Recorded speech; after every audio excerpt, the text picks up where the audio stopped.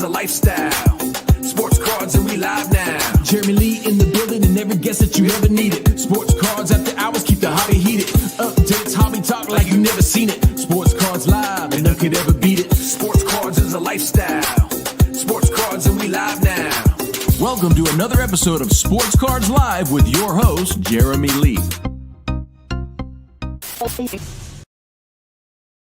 What is up, everybody? Welcome to episode number 259 of Sports Cards Live. It's Saturday night, guys, March the 1st, 2025. My name is Jeremy Lee.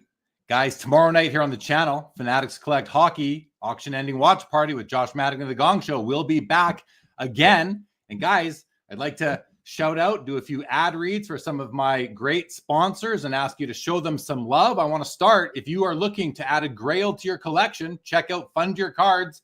They are the hobby's leading consolidator. They will help you finance the purchase of the grail with your own cards. Visit fundyourcards.com. You will find their proprietary client platform that cements them as the leaders in the space. The next Fund Your Card show is coming up here in a couple weeks on Sports Cards Live. Guys, Mint Inc. is a leading hobby brand in Canada. Check out their 2 Toronto locations, their online shopping with worldwide shipping. They do live stream shopping, auctions, breaks, grading, and more. Their primary focus is to bring the ultimate hobby experiences to collectors in Canada. Check out mintinc.ca. And guys, also check out GP Sports Cards for a wide variety of hockey card breaks located here on YouTube, streaming every Wednesday and Friday. All new products and breaks can be found on their website, gpsportscards.com. And for all sealed products, check out their retail storefront, Total Sports Cards and Collectibles. All right, 2 more, guys, 2 more. If you are looking for a gem mint in sports statistics, Rolling Insights delivers high-quality data for everyone. Businesses trust their data feeds to power their platforms with real-time stats, box scores, and player and team performance data. Fans and fantasy players rely on SportsWise for instant access to performance data so you can finally ditch those messy spreadsheets. Whether you're running a business or for the love of the game, turn raw stats into a real advantage. Visit rolling-insights.com today. And I know I said data and data both. I don't know. What's the right way, guys? Data or data? Someone fill me in. I got to figure that one out.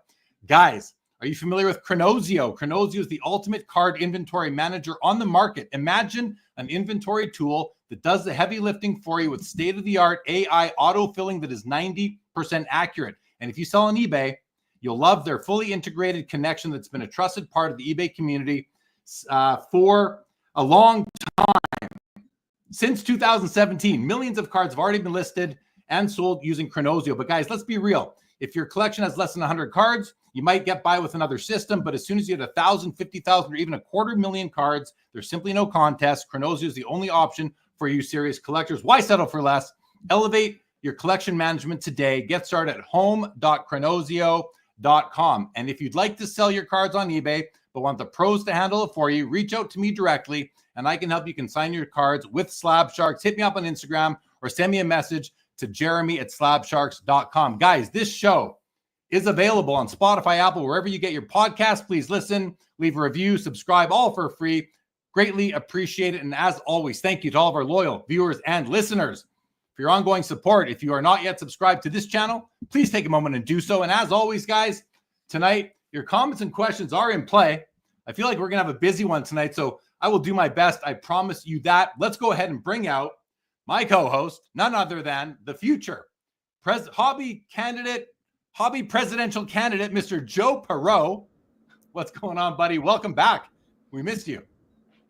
Well, it's good to be here, Jay Lee, and thanks for that introduction. I'm not lobbying at this point. I'm not canvassing. My candidacy is not official by any means, but I appreciate the compliment, and I'm looking forward to the show. It was tough to be away for a good 2 weeks, I think 3 weeks.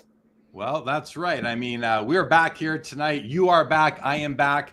No show last week and no Joe the week before. I want to thank Josh Adams for filling in for you. And again, I hope everyone had a great Saturday night last Saturday because, I was off in Winnipeg at a card show there. Had a good time. I want to thank everybody who came to see me and did Slab Sharks consignments with me. That was great. Really enjoyed that. Now, another thing, this is brand new, kind of just found out early today, but Leighton Sheldon usually joins us here on the show for what we call the Vintage Spotlight segment.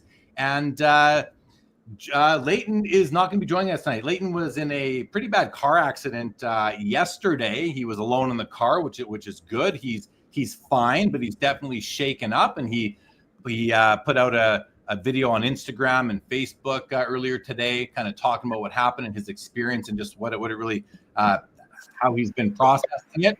And so, please join me in wishing Leighton guys all the best and giving them some support. And that's Leighton Sheldon of Just Collect, wearing his shirt tonight as a tribute, and just to keep him in mind as we go through the episode tonight. But guys, we got a good show tonight. We've got we're going to start off strong. We're going to start off with Graig Miller, Midlife Sports Cards, very, very popular YouTube channel, one that I've been watching religiously now for the past few months. So we're going to have Graig on. We've got Matthew, 1956 Tops guy from Instagram, who's been on Sports Cards Live before. Great guest. Looking forward to having Matthew join us. Brian Wells, the founder, owner of Ship My Cards, will be joining us. So that should be interesting. He's got insights into like the international activity in the hobby, because any card that's being shipped out of the States, where people in foreign countries, including where I am in Canada, we can use his service, and it's great. So he kind of knows what's going on and where cards are being sent from and to and all that. So that's pretty cool. And then we got Paul Hickey coming on from the Sports Card Strategy Show. Paul takes approaching the hobby for profit only to he approaches it very professionally, and he's a really likable guy. He's not going to be everybody's flavor in terms of how he approaches the hobby, but I think everybody can agree that Paul's a really great guy. And we're going to end strong like we always do with Chris McGill, Chris Hoge from Card Ladder. He'll be joining us at the end, and he'll bring one of his topics. So I'm excited, Joe, it's always exciting. And of course, missed doing the show last week. Guys, if you're watching on Instagram right now, please feel free to come over to YouTube. That is where the action is, in the chat.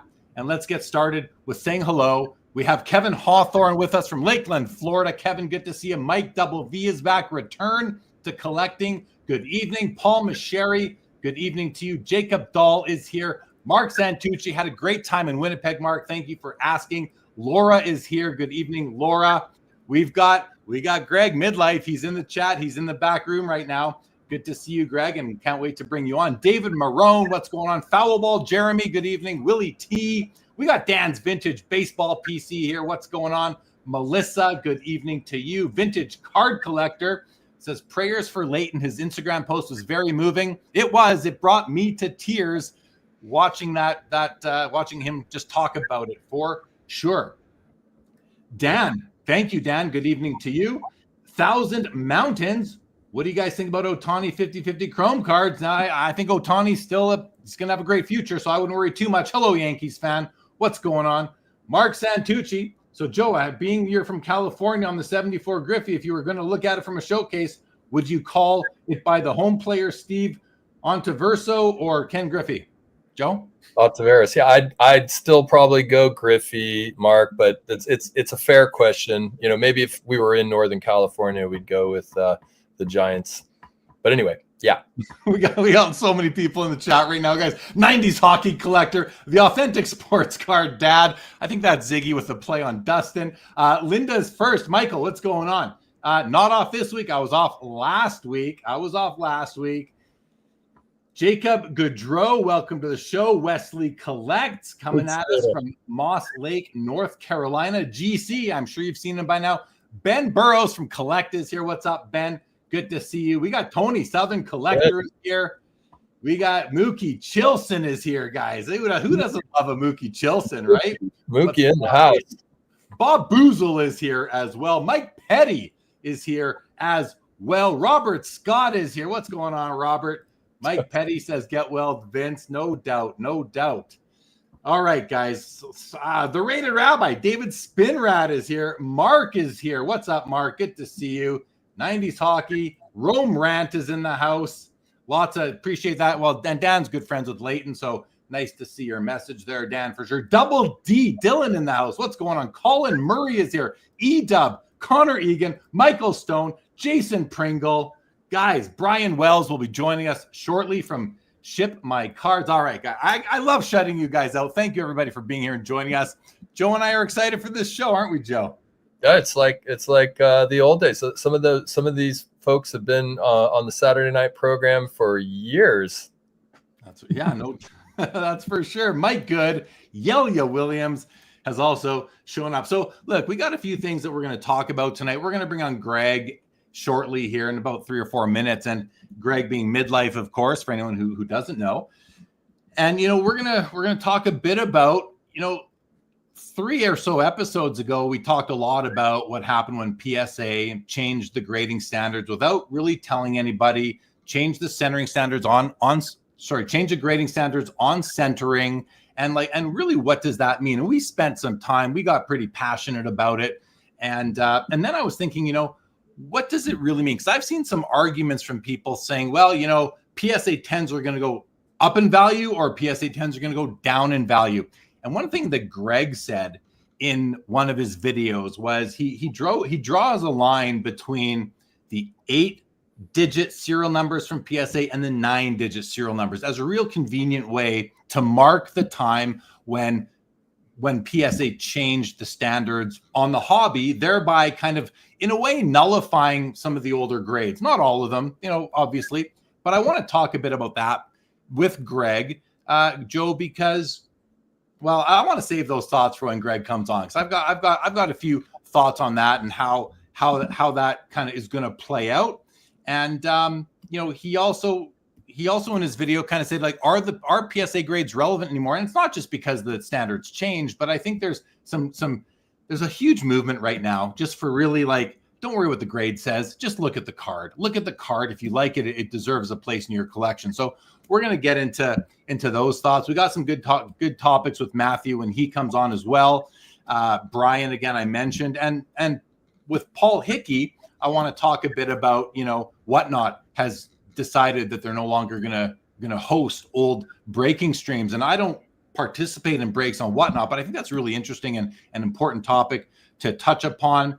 And then he's got a 5-player strategy as well that we'll get into. So, well, Jay Lee, I just wanted to compliment you for drawing the 2 main topics together under sort of the wheel of fortune, right? The fortune of submitting cards for grading, which is by some estimations a more of a crapshoot than some hobbyists would like it to be, and then of course breaking and the gambling aspect, which I see as somewhat polarized. I mean, they're in whole different realms, but there is something, I think, that's compulsive for us as humans, because there's an unknown factor, right? And when we send our cards to get graded, or when we enter a break, which I don't actually break, but it's a similar, I think, adrenaline rush, if you will.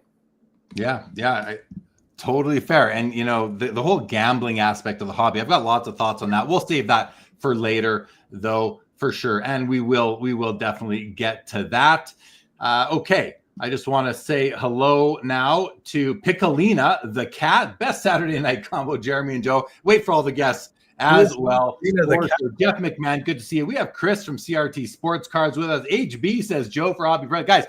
Guys, please just keep it. John Mangini is the hobby president. John, he is and I don't know how long the term is, and we respect that very highly here in the Sports Cards Live community. We respect his position extremely. So we're not looking to usurp him yet. Only when the time is right. Larry's Classic says older slabs and holders already don't hold the same value as newer slabs. It has been stricter for a while.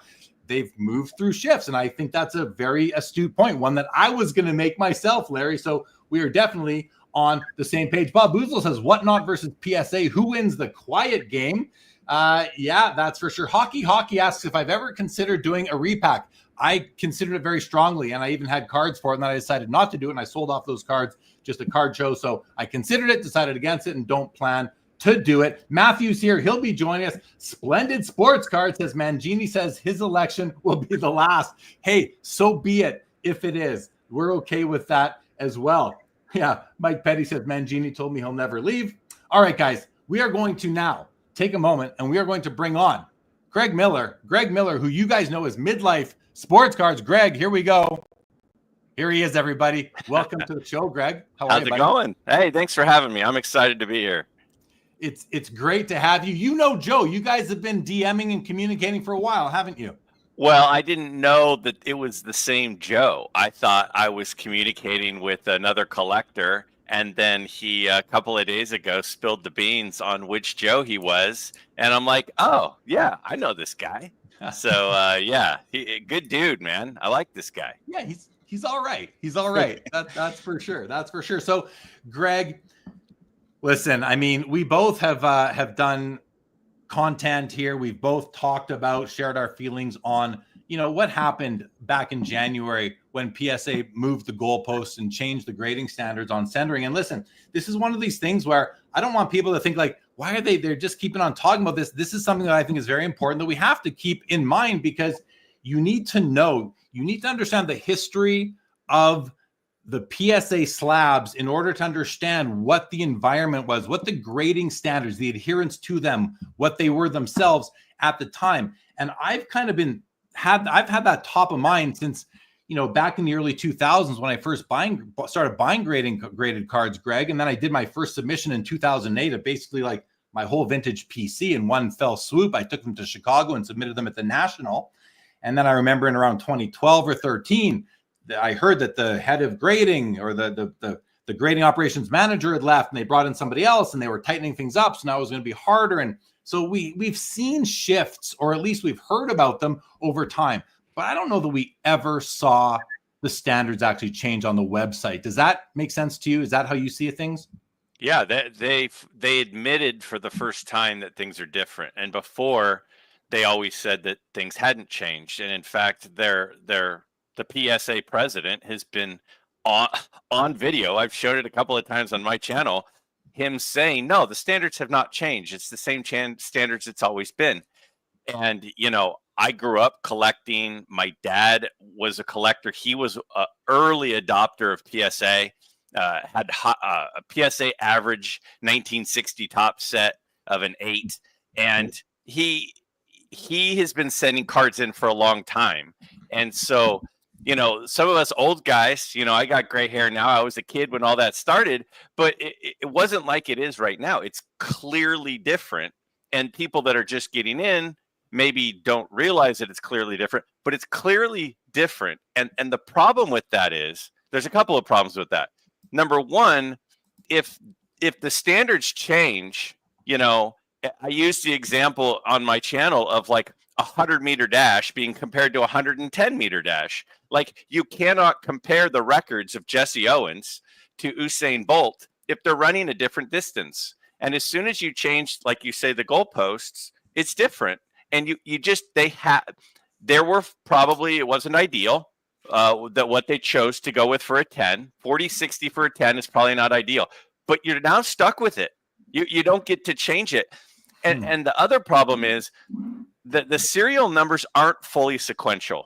Right. So I did a video a couple years ago where I went through the 10 different slabs. We're actually on the 11th slab, but the 10th different flip. So on the top, there's the flip. And, right now we have the Lighthouse logo. And I go through each of the 10. And you can date them, except you can reholder them. And if you reholder it, it puts the new flip, but it keeps the serial number.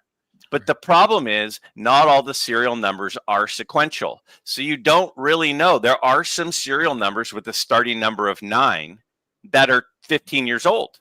And so if they were fully sequential, we'd have information. SGC on their website, SGC puts the date that the card was graded. PSA doesn't do that. So PSA is not sharing when it was graded. The serial numbers are not sequential. You can reholder and get the new flip. And so unless you're aware of all of that, it's kind of a disadvantage when they change the standards, which they clearly have. Yeah, definitely. And agree with everything you say. And it's great that you went through and did the history of the slab. I think that's really important. Mookie right here says that the midlife video on the generations of PSA flips is must-see TV. So people are watching now, Greg. And if you're not familiar with Greg and midlife Midlife Sports Cards, guys, obviously go subscribe to his channel. Trust me, you won't be disappointed. Puts out lots of content. It's always well thought out.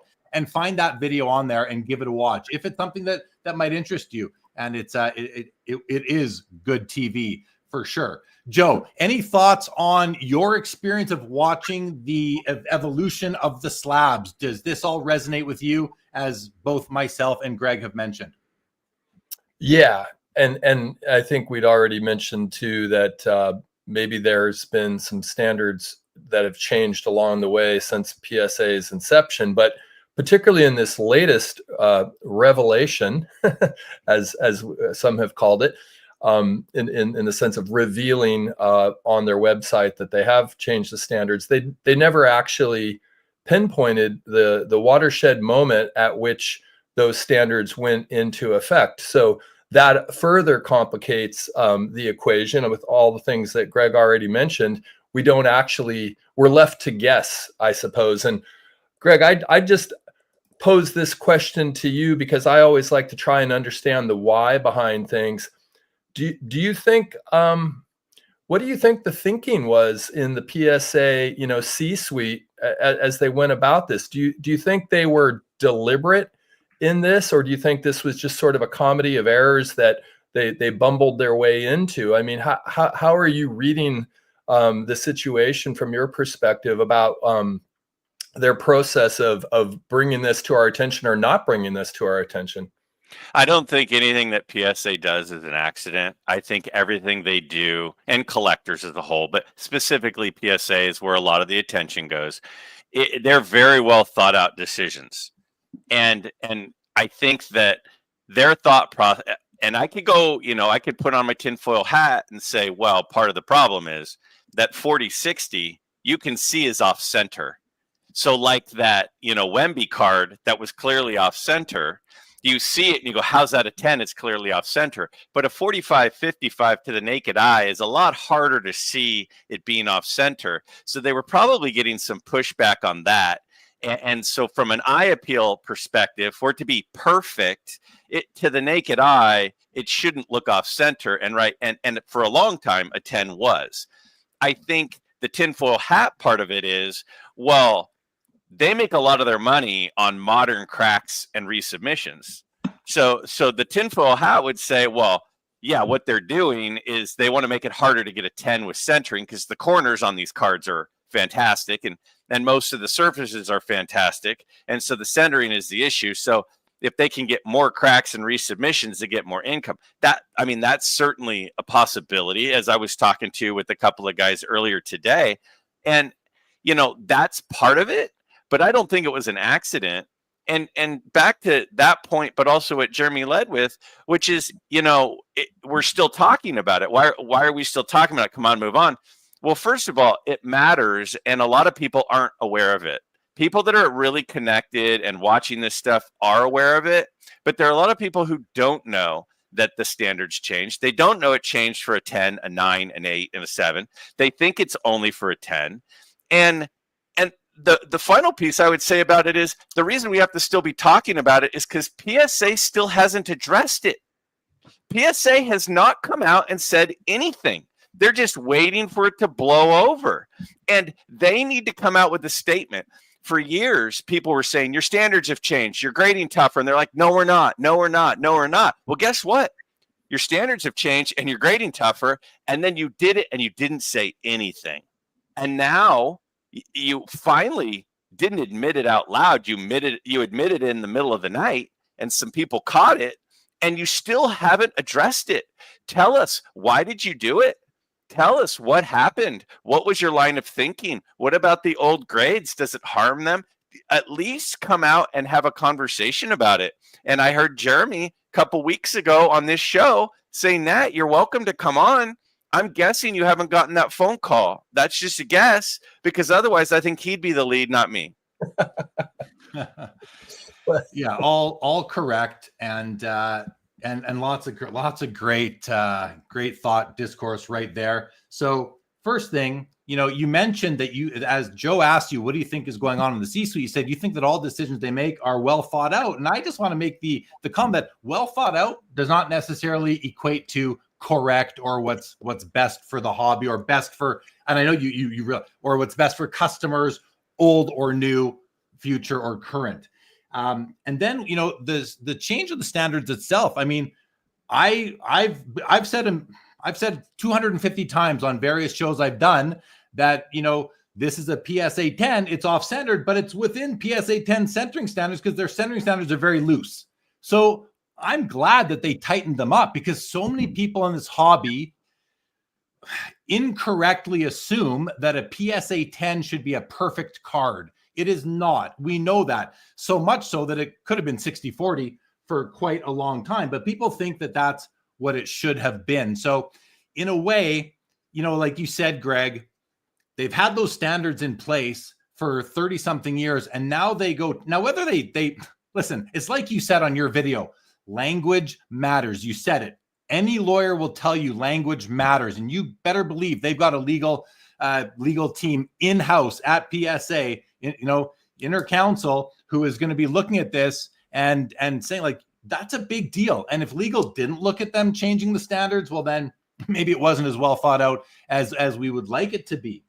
But language matters, Greg, just like you said. And when you change the standards on the website, you change what you're able to do as well. So I thought that was really well put. Go ahead. Yeah, I mean, we have a Supreme Court, and their whole job is to be able to interpret the language of the Constitution, and they're really important.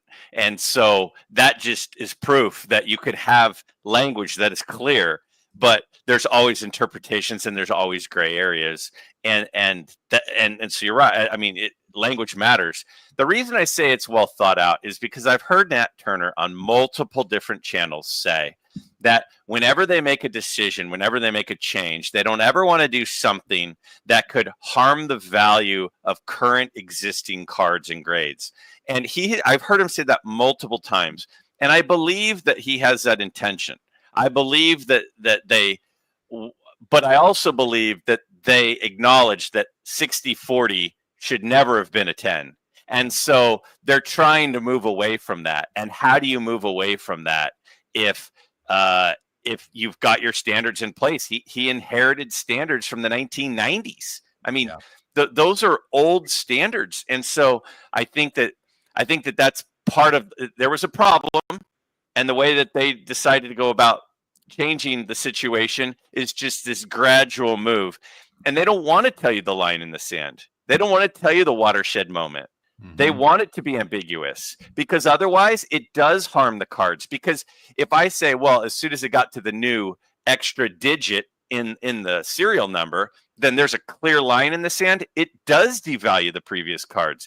But if it's kind of unknown, then you say, no. They changed the standards before the 8 serial numbers and before the 7 serial numbers. It's back in the 6s. They did that a couple years ago. That's not a new thing. That's been around for a while. So by having it be kind of gray on when it happened, then it doesn't really devalue it, because it leaves it gray and it leaves it up in the air. Yeah, but you identified what is, I believe, and I referred to it as a watershed moment there 3 weeks ago during the show. Yeah. I think that's a great term for it. And I think that, and then you put a timestamp on it for me and for everybody, being 8 to 9 digits. It's just very convenient for us that we know that.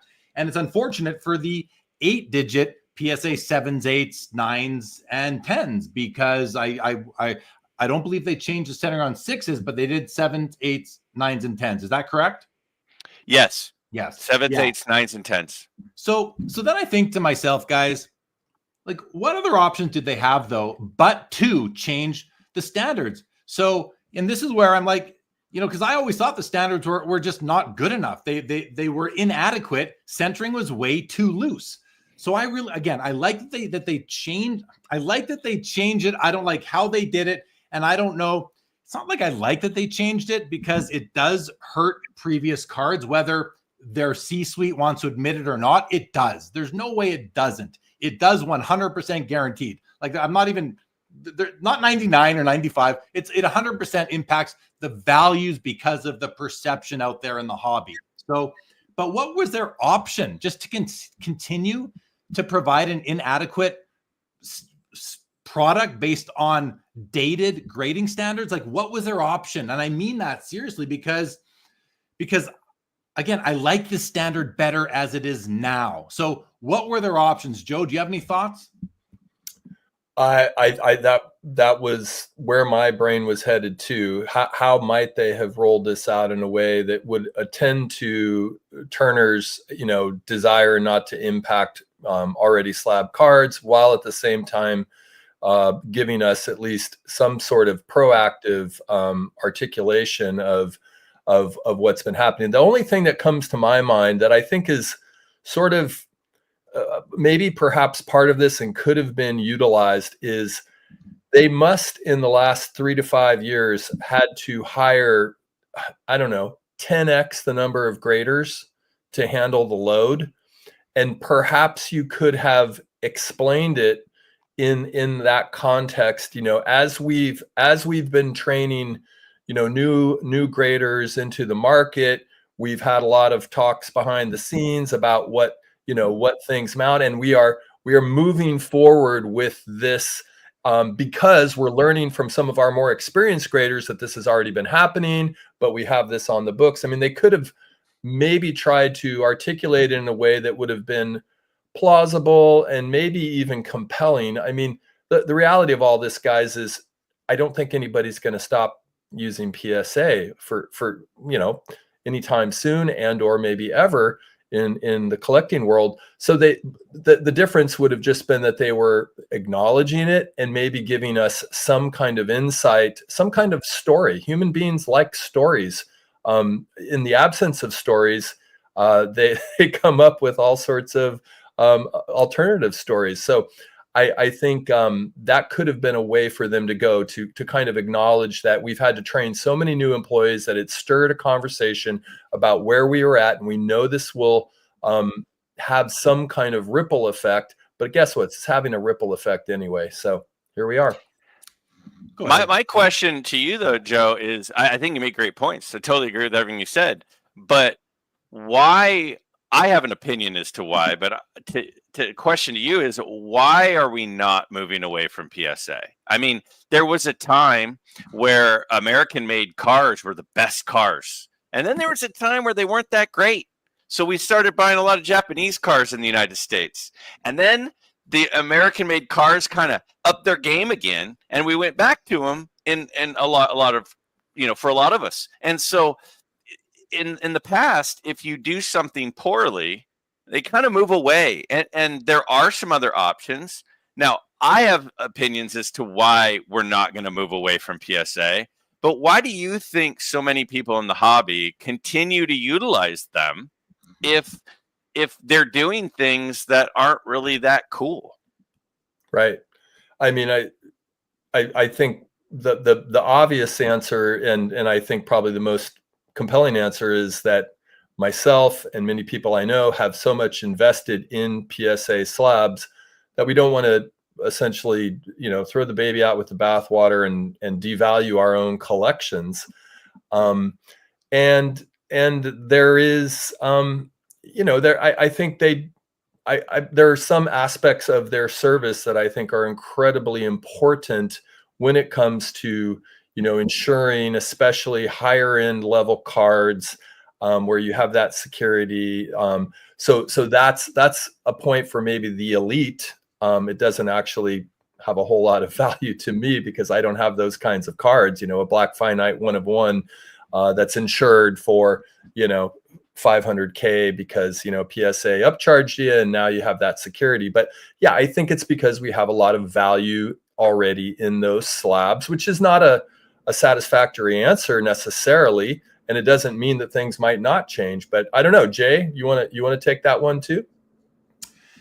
Well, I want, and I admit I was a tad distracted there reading some of the chat comments coming in, so I can't just directly respond to that. Yep. But I have some other thoughts, and I was. But Greg, before I get to some other thoughts, did you have anything you want to jump in with? I feel like you might. Well, I can always jump in on anything you want me to. But I would say I agree with you. I agree with you. If I'm heavily invested, and an example I used earlier today was if I'm heavily invested in commercial real estate, and then I think commercial real estate's kind of a bad investment all of a sudden, I'm not going to bash it because I've got a lot of money tied up in commercial real estate. And whoever you are in the hobby, 99% of us have a lot of money tied up in cards and PSA slabs. So if PSA is suddenly thought of as, well, their grades don't really mean anything, then we're kind of harming the way people look at our own collections, including ourselves. So part of us are kind of, my kid's the best kid on the soccer field, right? And your kid is the best kid on the soccer field. Just ask us. Like, we're all biased based on what we have. And so I think that's part of it. But I also have other issues. I mean, and I don't want to take over another side rant with PSA, because let me be clear.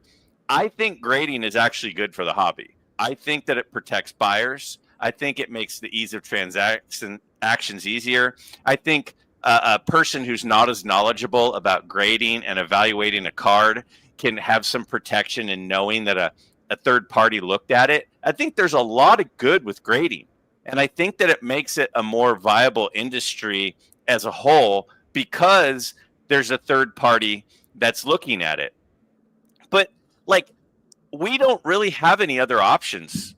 I have 2 orders at PSA right now. And people would say, you have orders at PSA? Like, you're supporting PSA, Greg? What are you doing? And I would say, well, I have a couple of autographs that I sent in. And I can't send them to SGC. And CGC is not really something, I don't want to go down a third, trail. So, but I did a 20-day turnaround order, and 20 business days. I've had 25 business days, and it still hasn't posted the grades, let alone sent it back. And I'm like, I should have just done a 30-day special or a 45-day, because I'm not even getting it within the 20 days. And then I emailed them. I said, what's going on? It's been 25 days. It was a 20-day special. And they said, I get the auto response. It'll be 5 to 7 business days before we respond to your email. So now I'm at 30 to 32 days before I hear from them. And then I just did another order, and it was a 15-day turnaround. And I submitted it a week ago. It landed there on February 23rd, 15-day turnaround. And right now, the estimated finalized date is April 1st. It's like 32 days or something on a 15-day turnaround. And I'm like, I can't call them and complain. I can't go to the customer service desk and complain. I can't do anything. I'm just, well, I guess when they send it back, they'll send it back. And that stuff's not acceptable. It's just not acceptable. But what are we going to do? What can we do? And the only thing I feel like I can do is talk about it. Yeah, that really is all that you can do. In most businesses, if they committed to giving you a turnaround on the product of 20 days and they missed it, they'd either give it to you for free or give you a coupon for next time or knock the price in half or 10% off something. Did they offer you any financial benefit, any financial, recourse because they missed their, and listen, I'm going to say they missed their commitment, but I'm guessing there's somewhere, some small text somewhere that says, well, we might not make it. So, well, it says, the fine print says estimated time, right? Yeah, so they're saying, we're sorry, we missed our estimate. It's just an estimate, so But why am I, when there's so it's a $60 cost for a 15-day turnaround time. And it's a $40 cost for a $20 20-day turnaround time. So for 5 days sooner, they're charging me a 50% premium. You kind of need to hit your turnaround time if you're charging me 50% more to get it back. Now, I know that part of it is because of the upcharge of the value of the card, and so it's not just the 5 days. It's the 5 days plus the max value is double, and that they would point to that. But the whole thing, again, my whole thing is it's frustrating. And I don't want to be frustrated, because every time there are people out there getting frustrated and getting a bad taste in their mouth, it's souring them on the hobby. And that's my concern. It's not that I have to wait an extra 3 days. I'll be okay. I'll just put in another, bag of popcorn and wait for it to get here. But but the problem is there are some people that it's one by one, it's just ticking them off. And I don't want to lose those people. And so I can't call them. I can't write them. So I'm going to talk about it. And I don't want to be negative, but it's all I feel like I can do is talk about it. And it is what it is. So, there's not a lot that you can do except speak with your wallet. And then we say, well, but that's the PSA is the only option. And I think what we can do is just, what I've done anyway is I just don't respect their grades. I have not zero, but I have marginal respect for the grades on the slabs. I just don't buy the concept that there is enough time being spent on them, that the person grading the card is truly qualified to grade the card. I just don't believe it anymore. I think that they've grown so fast. They've added so many graders. They've let go of certain people in certain positions. I feel like they are right now trying to position themselves and collectors, the parent company, for an IPO.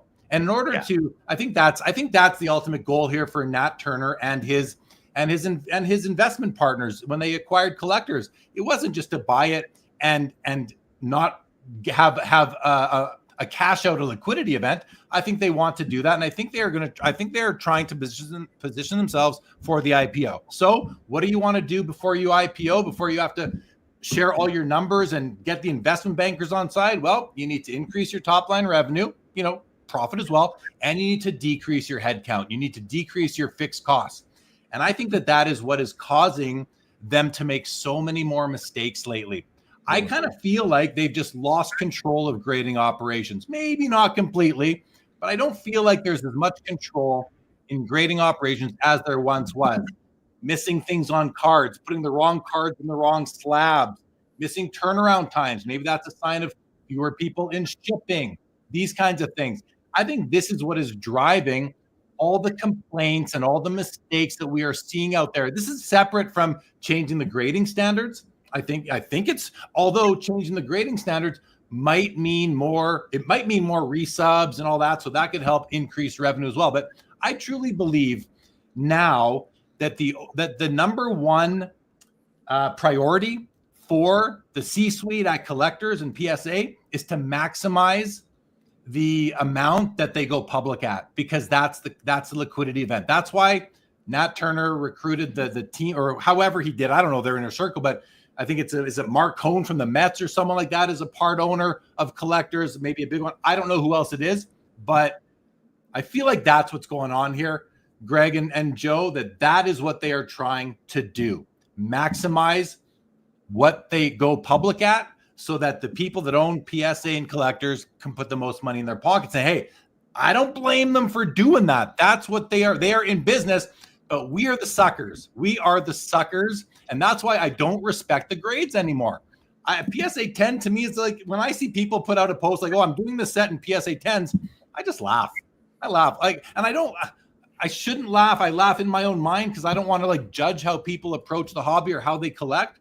But in my mind, if I'm being honest with you guys, I kind of laugh and being like, well, there's another one who just buys the slab and doesn't really care about the card inside. Applies more to, 90s and back, modern, ultra modern. It's all the same. I mean, they all look the same anyway, for the most part, unless you have some dimples or some, surface scratches. But yeah, what do you guys, we're going to bring Matthew on in about a minute or two, but Greg, what do you think of that thesis that I just put forth? I totally agree.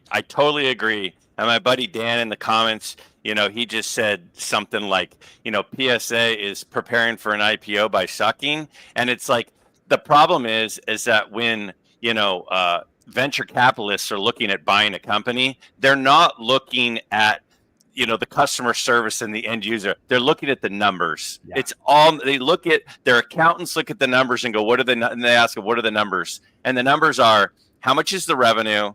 How much is the overhead? What's the margin? What's the volume? Those are the things they're looking at. And I think you absolutely nailed it.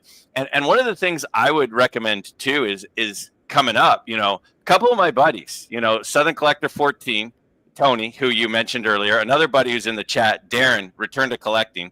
These guys have monster collections. I'm small potatoes. I'm just a teacher. I mean, I just am a teacher.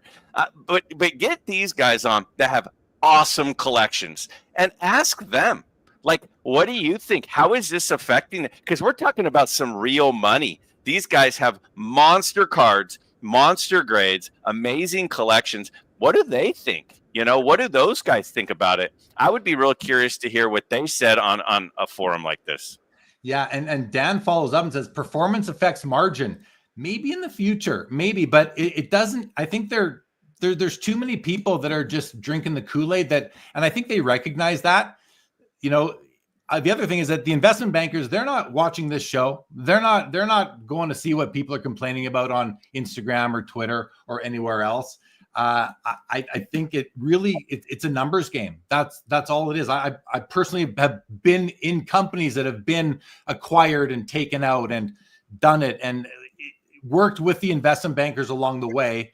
They're not going and reading your Google reviews. Not that I don't think it has any, but they're certainly not tuning in here to Sports Cards Live tonight. If they are, maybe they should be. Maybe we got to figure out who the investment bankers are. But I'm not going to go do that, of course.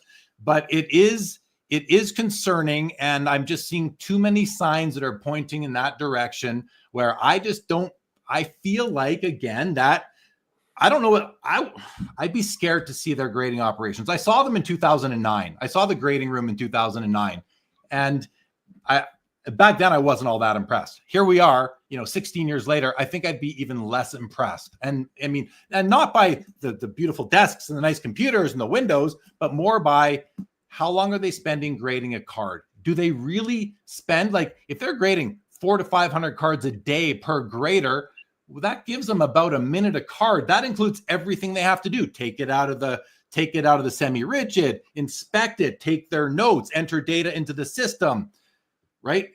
Put it away, put it to the side to get ready to bring out the next card. I just don't see how they can spend enough time. And if there's enough sets of eyes, and it's impossible that there's consistency now that they're grading out of more than one facility. I think it's 3 between New Jersey, Santa Ana, and wherever in Europe that they're doing it. So consistency's out the window, like completely gone. Like we know that. I think we all recognize that, but people don't care. They just want the 10 so that they can go ahead and sell it to the person who doesn't care about the card as much as they care about the grade. So Joe, do you want to have some response to this before we bring Matthew on? Just real quick, I would underscore the point you made about multiple sites. I mean, in the realm of education, when we had COVID, we had to go to 2 different buildings, and we could not, as educators, keep consistent expectations with the students just by the nature of being in separate locations and leadership having a hard time covering all those areas. So that actually rings true to me just from personal experience, that when you start to create different operations, even if they're under the same umbrella, using the same standards in theory, there's just a level of the granular on the daily that might be hard to uphold in terms of your processes, and the elbow talking to the hand and the the shoulder talking to the elbow. Other point, just from the collector standpoint, a lot of my friends who are, maybe PSA didn't think as much about the vintage. Maybe they did. They probably did. As Greg said, they're very thoughtful, but their main meat and potatoes is still ultra modern, I think, because that's the multitude of cards coming in their direction. A lot of vintage cards have already been graded.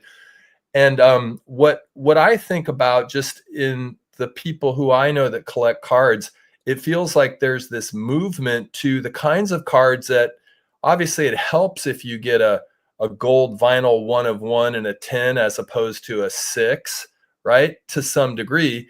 But that's the very reason why a lot of people who are collecting those extreme value ultra modern cards, they're like, well, the grade doesn't matter that much, but I want it in that PSA case. I want it in that, high-end case because it's going to give assurance to anybody. And because it's a 1 of 1, it doesn't really matter. Or maybe it's a gold, maybe it's, even a Mojo or something to 25. But I think the movement, it's interesting to me just thinking about this in relation to some conversations I've had with Hoj and listened into with him and Cajun talking about this. the movement towards more and more, what is scarcity really? So anyway, that's all.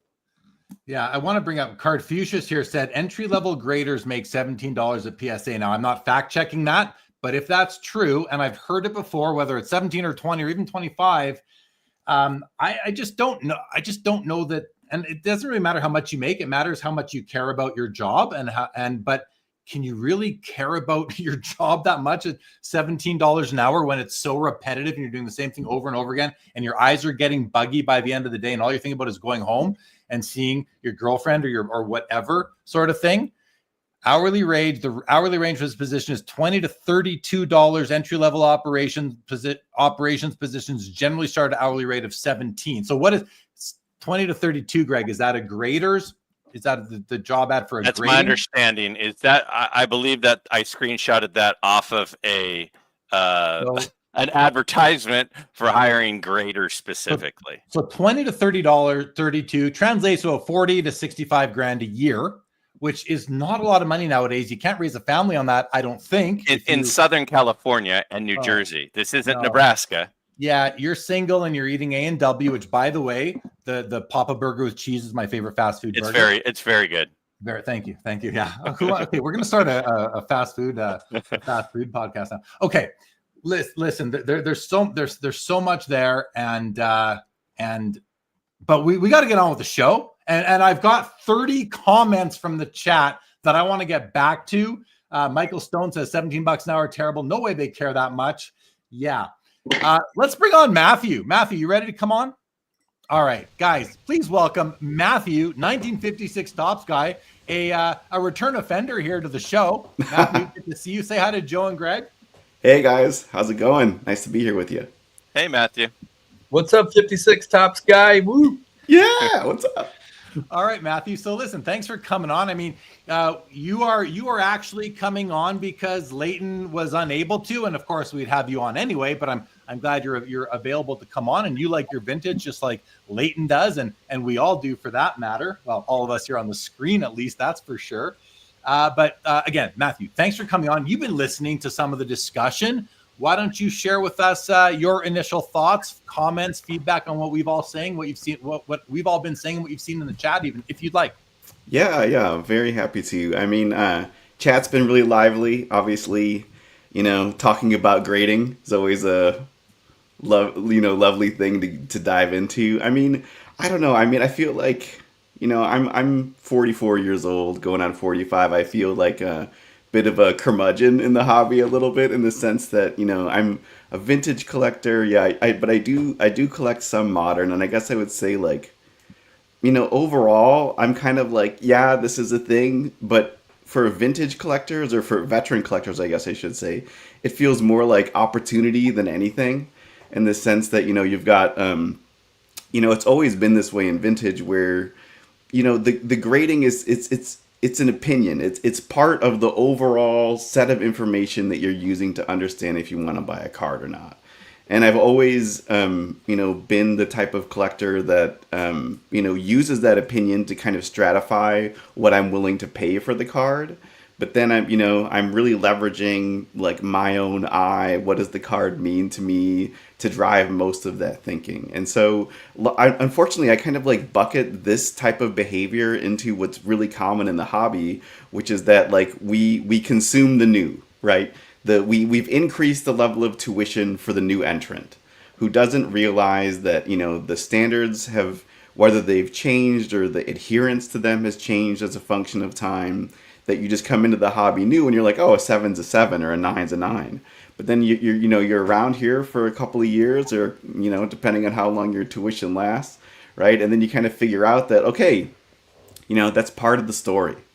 And, I'm going to be more willing to pay, generally speaking, I definitely, try to buy cards that have newer certs. Like, I just ended up getting, like, I don't have it in hand yet, but a really amazing 1914 Cracker Jack Sam Crawford card, and a PSA 2 that looks amazing, right? It has the sugar staining and all this stuff that's, like, sent the grade down. But, like, I know, I've looked at many, many examples of that card. I know what a good example of that card looks like.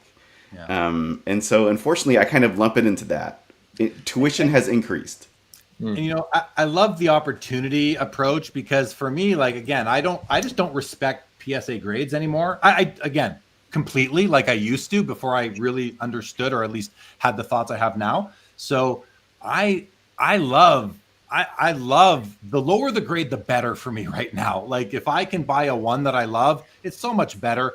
I think there's a less chance that it's trimmed. And that's a whole other piece of this is, you know, do they even, what is their rate of successfully identifying a trimmed card?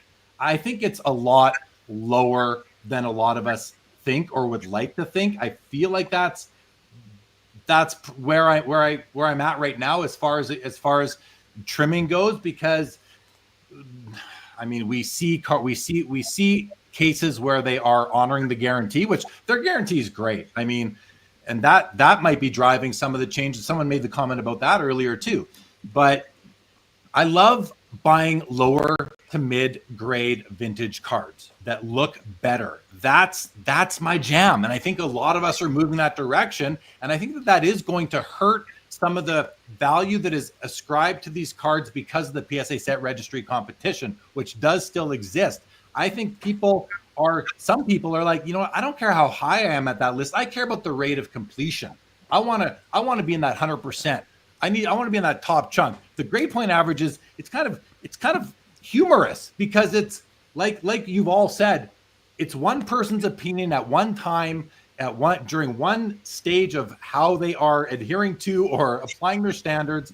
And so, but I don't think enough people understand that or realize it. But for those of us that do math, and I think you called that like the more mature collector or the more experienced one, I'll put myself in that bucket with you and say it's great, because while people are spending all their money on the high grade slabs, they're leaving some of those low grades for the rest of us that are like, you know, sevens masquerading as threes. You go pay seven. You go pay for your seven. I'll pay a steep discount to get the three, and I know I've still got the great card. So, yeah, lots there. Greg, go ahead. Yeah, I mean, you beat me to it. I mean, I'm sitting here listening to Matthew, and he gave a nice 3-minute comment. And the key nugget in the comment that I really took from it was, I literally wrote it down. He said, this is an opportunity, if anything. And then you grabbed the exact same thing. And that's exactly what it is. Like, okay, the rules have changed. The game has changed. The playing field has changed. You know, anytime there's a new rule change in the NFL, somebody's going to figure out how to exploit it. And the team that exploits it first is the team that's going to have a lot of success, and then everyone else will adapt. And what has happened is things have changed, and what that opportunity is before people thought a 4 was a dog, but a 4 from a early 50s card is a 6 or a 7 of years ago, but you're buying it at 4 prices. So if you're truly buying the card, and you're not actually buying the grade, which sometimes is tough to do if it's a bad picture posted online or it's a Facebook forum and it looks kind of nice. You look up the cert, you can't always tell, but in person, especially if you can look at that card, man, it is absolutely an opportunity. And there are some people buying some really nice cards for cheap, especially when you hear these stories about people cracking a 3 and sending it back in and getting a 6. So if the opportunity moving forward is to find ways to make these new rules work for you as a collector, an investor, a hobbyist, let's say, I still think it's still a threat to our cards of yesterday that may not still qualify for the slab that they are in. Now, that's not going to be all of them, right? Not all PSA 10s have 60-40 centering and wouldn't qualify for a 10 anymore. Not all 9s have whatever, and 8s and 7s and so forth. They are not all compromised. But that doesn't really matter because we have our watershed moment. We know we go from 8 to 9 digits, and people are going to question. People who don't have the experience to assess the cards themselves are just going to automatically say, no, that's an 8-digit serial. I'm not touching that. I don't know if it's still a 10. I don't know if it's still a 9, an 8, or a 7. That right there, that little thought process that people are going to go through is what's going to is the threat to the old cards. the opportunity moving forward is wonderful for all of us. The savvier you are, the more you'll be able to take advantage of that, and your collection, your enjoyment of the hobby should prosper. Should have it should be a good effect on that. But again, all of the cards that we have in our slabs, and listen, I mean, I've seen some comments in there about AI, and if you don't know that I'm an investor in tag grading, you do now, but I think everybody does. It's in all my video descriptions and everything.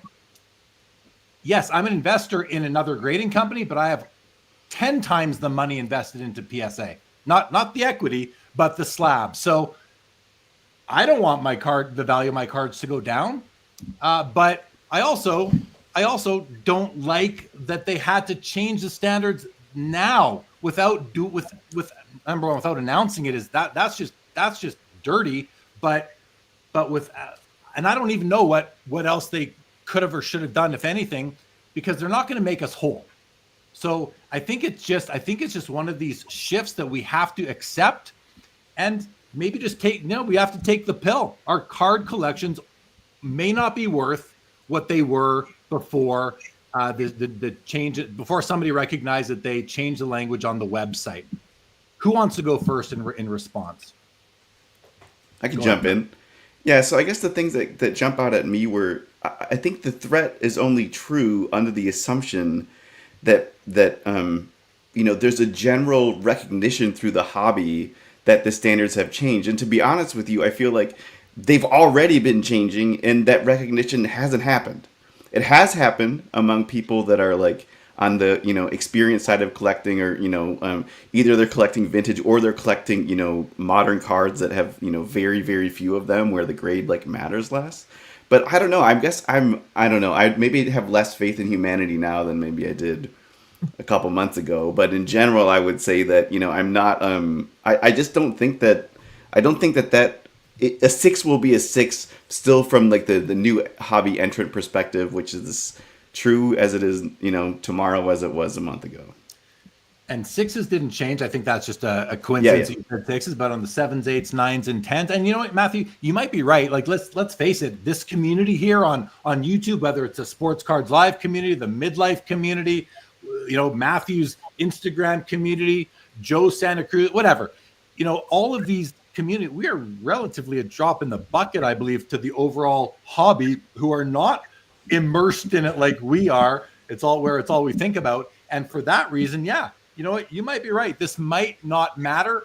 And if the C-suite, in making their well thought out decision, didn't even say anything about it, maybe they just thought, you know what? Yeah, there might be some pushback. There might be some narrative formed on YouTube and Instagram or whatever, but it'll eventually blow over, and it will, because we'll all be forced to accept it.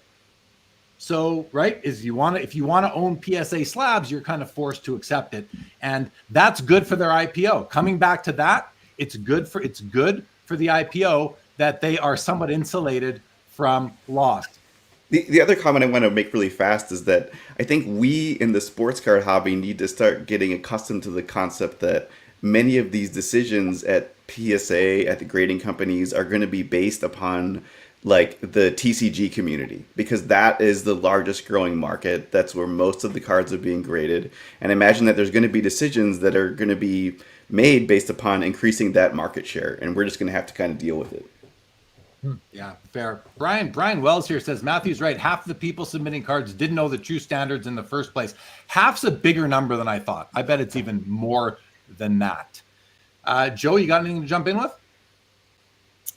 No, I mean, personally, like Greg, I'm a lifelong educator, and so my salary wasn't always that great. So my strategy was always to go for the 1s and the 2s. I've got my 48 Leaf Jackie Robinson has you've seen it, Jeremy. It's in an old SGC slab. It's a horrifically poor card, and it's assessed a poor card. So I do also have a few 1s and 2s, like my 49 Bowman Jackie. It's a PSA 2, and it looks like it could be a 6. It's just got a little paper loss. So I've already long ago, decade more, adopted the idea of really looking for the card and not being beholden to the slab. But I think that the shadow side to Matthew's very sage wisdom, which is to look for the bright spot in all this, is that while savvy collectors might not, this may be an opportunity for them, the shaking of the tree, or the tuition, if you will, might drive some out of the hobby, which does affect us, because a robust community, a robust transactive market, with exchange helps all collectors, not just the ones who already paid their proverbial tuition. I want to hop on it and say a couple of things. I just want to be clear that I don't think every old grade is now worth less. I think that a lot of old grades hold up. I think that a lot of new grades are undergraded, instead of overgraded.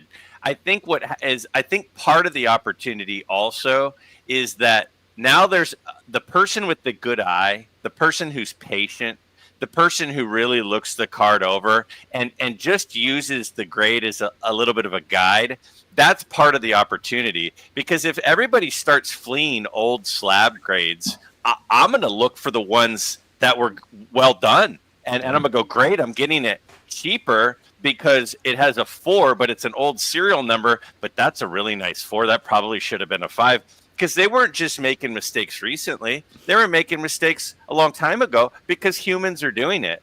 So I think the biggest takeaway of this whole change is that no longer will the majority of collectors look at each grade as the law. An 8 is an 8, a 7 is a 7, a 5 is a 5. So the 5 must be better than the 4 because it had a 5.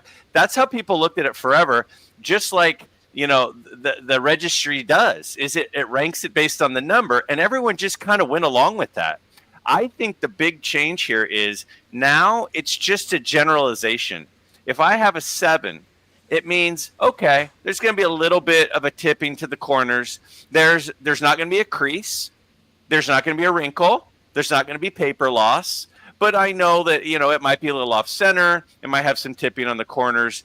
But that card could be somewhere between a 6 and an 8. It's really now a range instead of just like the law. It's like you drive down the highway, it says 55 miles an hour. They can pull me over at 56. It's like, just 50 to 60-ish. It's just a range now. And that's good for the person who's patient and has a good eye. Yeah, I love it. 100%. Yeah, completely agree. There is opportunity in those older slabs, and those older, like you said, Greg, their inconsistency wasn't always on one side of the actual grade. Sometimes it was high, sometimes undergraded, sometimes overgraded. Just the fact that you can, keep sending it in until you get the grade you want. People have proven that does work. Not all the time, of course, but that people even say that. That's such a bad look. I think that really keeps some real keen people out of the out of buying those cards, because they also recognize that that the grade is not accurate. It is just, and I think the word opinion is almost too complimentary in some cases. I don't know that sometimes I think it's just throwing the dart at the board, because I don't know that they're looking at all the cards long enough to actually give it an appropriate grade, especially on the modern, where you don't need to look at it as long because you just expect them to be in better shape. Yeah, the way that I would phrase it would be like, okay, so my day job is experimental physicist. That's my job. So I spend a lot of time looking at data, interpreting data, and if you have a bunch of data that's noisy and you don't really have like a model for it, you would make a line that you would call a guide to the eye, which is kind of like to kind of help your eye maybe see through the noise a little bit, but it's not a fit. It's not based on a theory. And I feel like grading is like, it's a guide to the eye. It kind of sets some boundaries as to, how you can think about, the grade of the card, but it should never be taken as a true understanding. The great instructionalist Derrida said, a chair is not a chair. There's the sign and the signifier. Sorry, I had to get the literary reference in there for the fans in the chat. People love it, Joe. That's all good for sure. Authentic Dad here says it's magic performed by wizards, and he's been saying that for years. And he's not wrong. Like it's not exactly magic, but it's they're just not. If there was consistency, I'd have a whole different feeling on a lot of this stuff for sure. There's comments here that grading is a scam. I never said that, Scorpion. I don't think I said. I've said sham before, and it's basically just that the expectations of what you're getting is not being delivered. Foul Ball, he thinks it's a scam. He thinks we probably shouldn't even be talking about it because we're all part of it. But no, you're not. If you have an astute eye and you're buying the card, not the grade, you're not part of it. You're just participating in the hobby the way you want to. There's certainly nothing wrong with that. And the other thing is that, you know, a scam is run by a person or a group of people or a company. We're not part of those companies, so we are not part of the scam. We may be victims. Some collectors and hobbyists are definitely victims of scam, sham, pretty heavy words right there. But let's just call it the deficiencies, the weaknesses of grading. We're all part of that, as we are customers of it, and we're the ones out there holding these cards in our collections, which we love to do. I mean, it's sort of like umpiring, you know? It's like there's Angel Hernandez, whose balls in the strike zone is kind of, you know, it's and then there are other guys that are pretty good, you know? And so whenever you have humans doing it, there are going to be times you're going to say, my team got ripped off because that umpire missed all these calls. And, you know, to a certain extent, there's something to that, and it'll never be perfect. And I don't, and like you, Jeremy, and I think all of us would agree, I don't think we think it's a scam, but there are definitely deficiencies. And the fewer the deficiencies, the better. And the more deficiencies that there are, the more people that are going to be turned off by the hobby and go find something else to do. And I don't want them to go somewhere else. I want them to hang out with us. Yeah, it's a service being provided for us and our cards to help. And you know what? I mean, originally it was so that you could buy cards sight unseen from across the globe, and you can't look at it yourself. So, you know, the internet kind of spawned this. And now, you know, now it's just become a capitalistic endeavor. And, you know, I think the hobby's come a long way because of it. A lot of people might not like where it's gone, but I think a lot of us really do enjoy the hobby the way it is now. I guess. Go ahead. Sorry. I guess I would just say, you know, another part of it too is that, like, I feel like we, the people who are like talking in the hobby, or, you know, have voices that maybe other people pay attention to once in a while. We have like kind of two jobs in this situation. One job is to kind of call out stuff that we're kind of like, yeah, that seems problematic. We're not happy with it. But then two is to kind of like propagate these ideas of like, God, what can we do to lower the tuition? Like, what can we do to make it easier for new hobbyists to kind of grapple with, you know, these changing standards and things like that? That's kind of our responsibility. I believe so too. I mean, there's a lot of content out there. You go to YouTube and type in sports cards, you're going to see a lot of very familiar faces, and I think you're going to have to dig deeper to get to the real collector type content. And because a lot of the content you're seeing is the card show vlogs or the top 5 cards of the week, the collector who wants to collect, you know, the whole range of things needs to get more into the more niche content like this, like Graig, you know, along with many others, many, if not most of whom are in the chat here tonight. So, yeah. Now, before I just want to take a moment, and I want to give Joe an opportunity to introduce or at least ask a question to Matthew that Joe let me know. He's like, I have a question I want to ask Matthew. And I want to give Joe the opportunity to do that because it's somewhat reminiscent of a previous episode of Sports Cards Live. But Joe, go ahead with that if you don't mind. And then maybe we'll go to some comments, guys, from the chat, because there's a lot. Awesome. Thanks, Jay Lee. So Matthew, I was, you know, in the chat on the night that you visited Jay Lee, and you did such a great job of telling the story of being in that situation with Ashish, and your opportunity to acquire a card that I've never had the good fortune to, and I vicariously experienced that in a very powerful way. And so my question is twofold. One, 2 years later, almost to the day, how are you feeling about that card in your collection? How is it holding up with your sort of just, are you looking at it every day, or is it in the safety deposit box? How's it feeling? Are you thinking about, upgrading?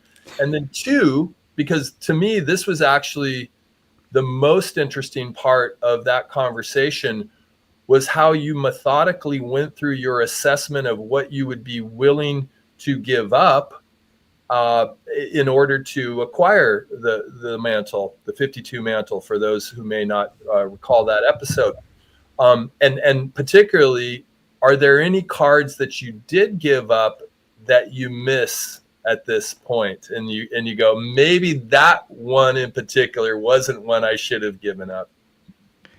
Great. Yeah, great question. So yeah, it was about almost 2 years ago to the day. It was the Burbank show of 2023 that I traded for it, and so I'll post it up in the chat here. So that's my 52 mantle. A lot of, sorry for the glare. It's a PSA 2, and it has an NBA silver sticker on it. Yeah, I freaking love this card.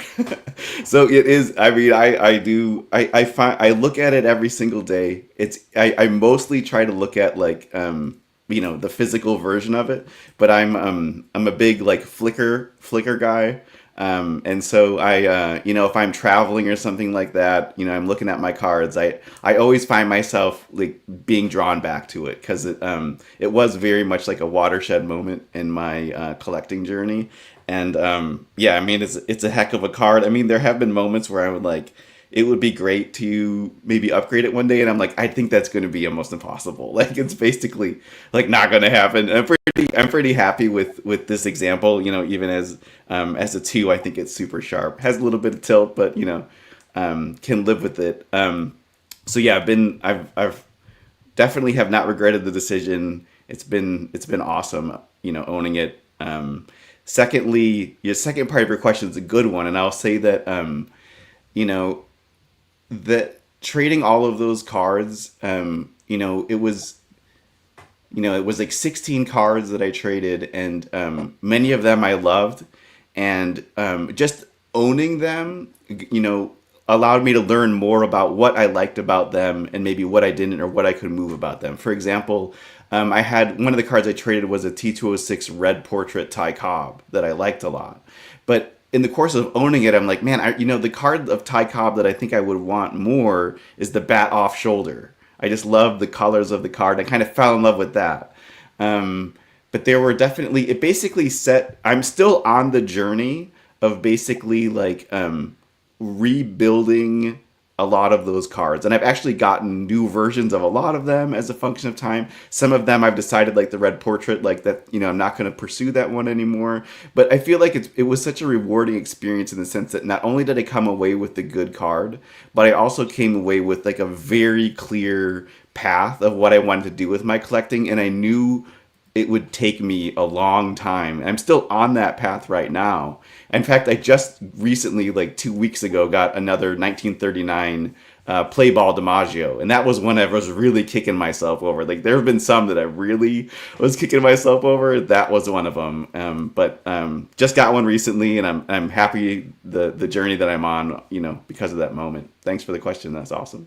Yeah, just quick follow-up, and maybe Greg has some thoughts too, because I think he may have taken a peek at that video. I'm not quite sure, but the thing I just want to acknowledge that self-inventory that we do. I haven't consolidated much, certainly not at that level, but when I watched that episode and then I encountered moments myself where I had opportunities, there's really a gift that's given in those moments where you really assess the value to you personally of having that card in your collection. It becomes like, it goes from black and white to Technicolor, like, and it's more concrete in the valuation. Like money is a number, but when you start to think, okay, this for that, there's something about that on a visceral level that's really impactful to self-auditing your own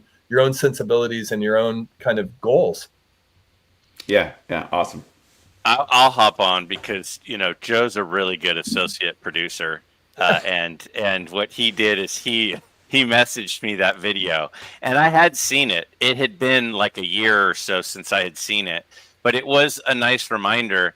And to me, whenever I do any sort of video, my whole goal is that I have people think about a strategy or about how they do things or what's important to them in their collection. And Joe nailed it. It really made me think. And I'm going to Strongsville in like a month, and then I'm going to go to the National. And I'm looking at the wall. I'm like, which of those cards, and which of these down here? Because sometimes the opportunity arises, and I had a card just last week, a big card for me, and it was like, it just presented itself, and I wasn't ready to buy anything, but I had to strike. It was the opportunity, and I had to go for it, and that's what you did. And the way that you assessed, you're like, the Ty Cobb's an old mill back, and the old mill part of it doesn't really have a lot of value to me, so it's really worth more than it's worth to me. Like, that whole thought process, it was fantastic to hear somebody else work through that, and I think that I learned a lot from it, and I think other people could too. And it was a really good conversation you guys had. I loved it. And I remember seeing Matthew at the Burbank show just after he got the card. And it's kind of funny because here we are celebrating one of our many collector friends' acquisition of a serious grail.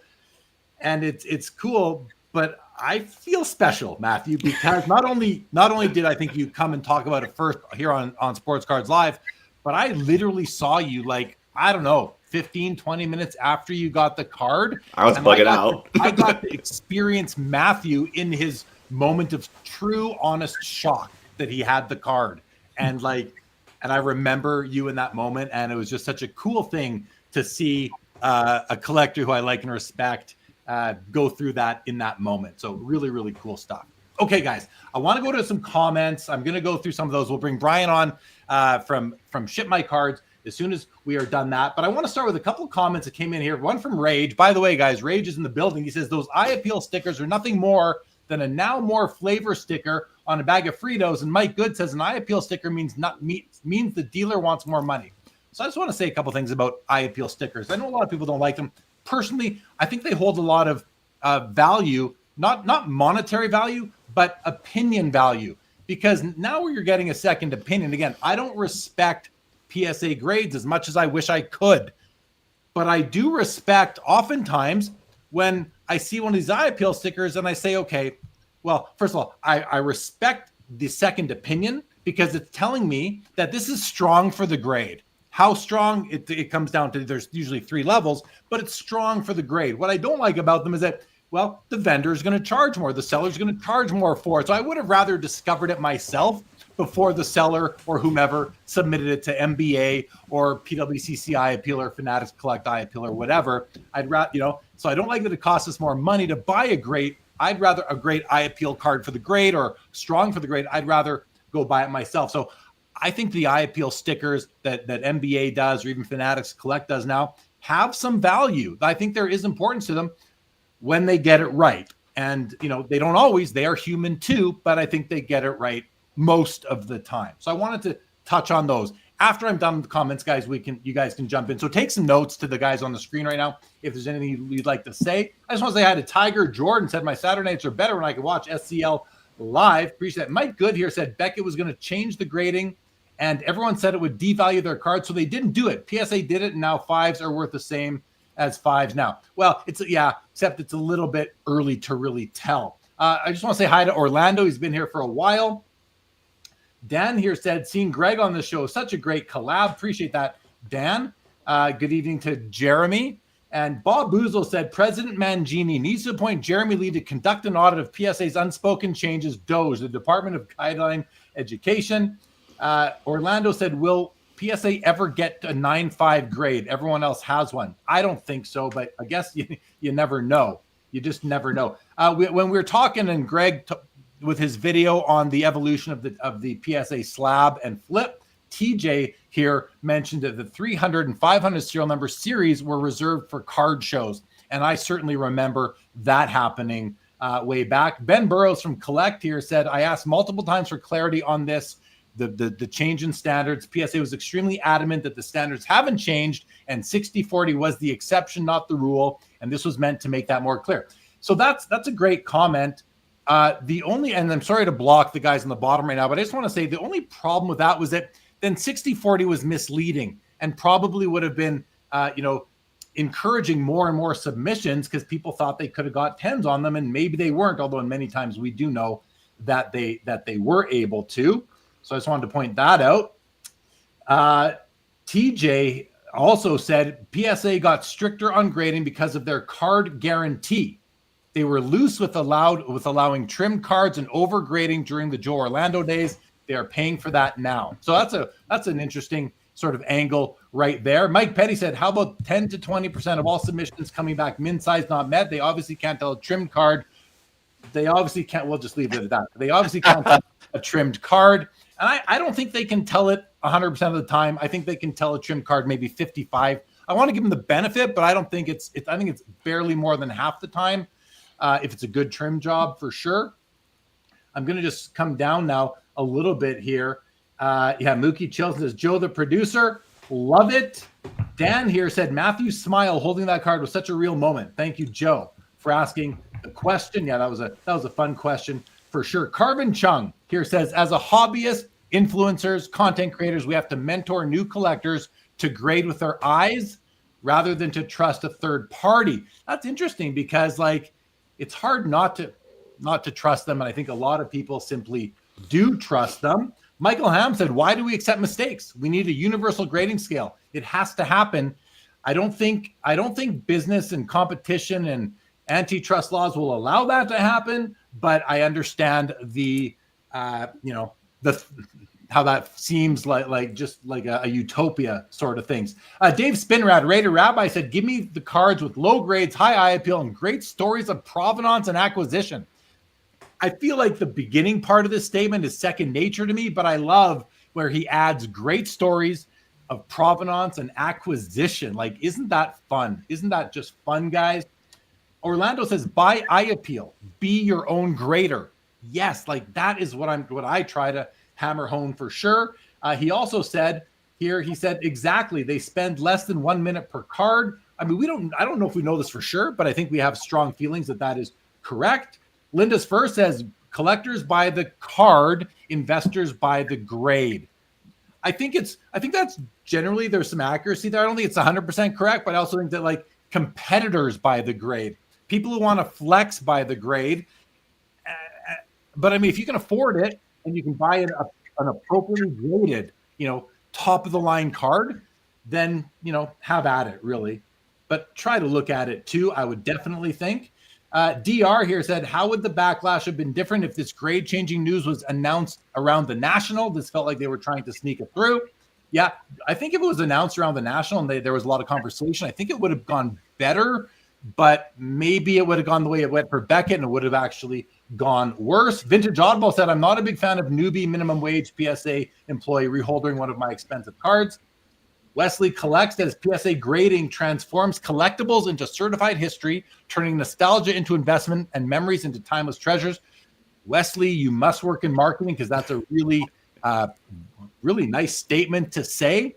I don't like the thought that a company with an opinion and a plastic holder can transform a memory into a timeless treasure. The cards are those already to me, so I don't necessarily agree with that, Wesley. But I appreciate the comment. I think it's got some merit to it. I'm sure. I still have 17 comments here, guys. I can keep going. I'm going to take a rest of my voice. We have over 230 people with us right now across and more with Instagram, guys. If you're watching on Instagram, come on over to YouTube, jump in the chat. But I'm going to take a second now and stop, and we're going to go around the horn here for any responses to anything that you all just heard. We're going to start with Greg because I see him taking notes feverishly. I do. I'm a teacher. That's what I do. I think, first of all, Matthew, I don't think you should ever get rid of that card and upgrade because the story attached to it and the trade itself is such a memory that I think you'd be kicking yourself because how we acquire cards is sometimes adds so much extra meaning. So that's my bit of advice. I don't think you will, but just in case you're thinking about it, I think the stickers are an interesting point. And I've said for about a year, I think that stickers are going to be more important as we move into this new era of card grading, because people are looking for differentiators. They're looking for, okay, that's an old grade, this is a new grade. Well, what is it now? What is it now? And a way that they can kind of bring that back in is doing something like a little sticker on the back that has an AI centering up, down, left, right. This is 5149, and instead of this one's 5347, and or whatever the range is, 42 58, and now this 10 has a way to look better than this 10. And a way that they're, with so many 10s that are out there, they're going to start finding ways to differentiate the 10s, and this is a better 10. And that's part of the point of Orlando saying the 9.5. The 9.5, I agree with you. I don't think it's going to happen, but there are going to be 9s with better centering. There are going to be 9s with this, certain score for the. There's going to be something that someone is going to come in, and quite frankly, I think it'll probably be PSA. Will have their own sticker that goes on there that has some of these like subgrades within the grade of a card that's already been graded. And then that way, the people with the old grades will have a reassurance and an opportunity for an upcharge for PSA for a new way to get their old slabs back and do something that they can charge you that could potentially add value back in. I could see something like that happening. So I don't think we've seen just the beginning. I think we've seen the tip of the iceberg with where stickers or something like that are going to go. It may not be stickers. It might be a wrap. It might be something's going to happen with regrading existing grades to differentiate the 9s and the 8s and stuff. Those are my takeaways. And yeah, I know that my time is running out. So I just want to thank you guys again for having me on. Matthew, you followed me on Instagram today. I'm going to go message you. Joe, I'm going to keep messaging you. And tomorrow, I'm going to repost that evolution of the slabs video. I'll repost it on my channel. So anybody who's listening who wants to see the 10 different generations, that'll be fresh posted tomorrow. Awesome. Okay, well, feel free to stick around. We're going to do the guest change shortly, just in a couple minutes. I want to go to let's go to you, Joe, and get your thoughts on anything that went through your mind when I was going through those comments, if anything. I just want to acknowledge, Greg, we've been talking about a lot of high-level stuff tonight, but you make my own hobby experience enriched with your content. And not because of the necessarily, which I suggest everybody watch the PSA slab, but it's more the real down to earth approach, the creating community with your viewers, and helping myself and others, I think, appreciate really what I would consider the heart of the hobby, which is direct association with cards and memories and community and people. And so I just want to acknowledge what you do and really sort of encourage you to carry on. I know I almost think of you as kind of a Lou Gehrig. It's like, I don't know how you do it as an educator to continue to produce the content that you do so regularly. So thank you, really is what I'm trying to get at, and carry on. And thank you particularly for the way you amplify, not the, of course I want a 52 mantle someday if I could ever get it, but, a 1960 Bob Gibson and appreciating, a relationship or an experience with your father or any, close friend in your life. All of that has real significance to me. So thank you. Well, let me just respond to that really quick, because that was about as nice a thing as somebody could say to me. So that almost choked me up. That means a lot. Thank you. And, the fact that you live not that far away, we're going to hang out. That's going to happen. So I'm looking forward to that. I'm going to fly down for that. All right. Okay. And Greg, thank you for coming on tonight. It's great to have you on the show.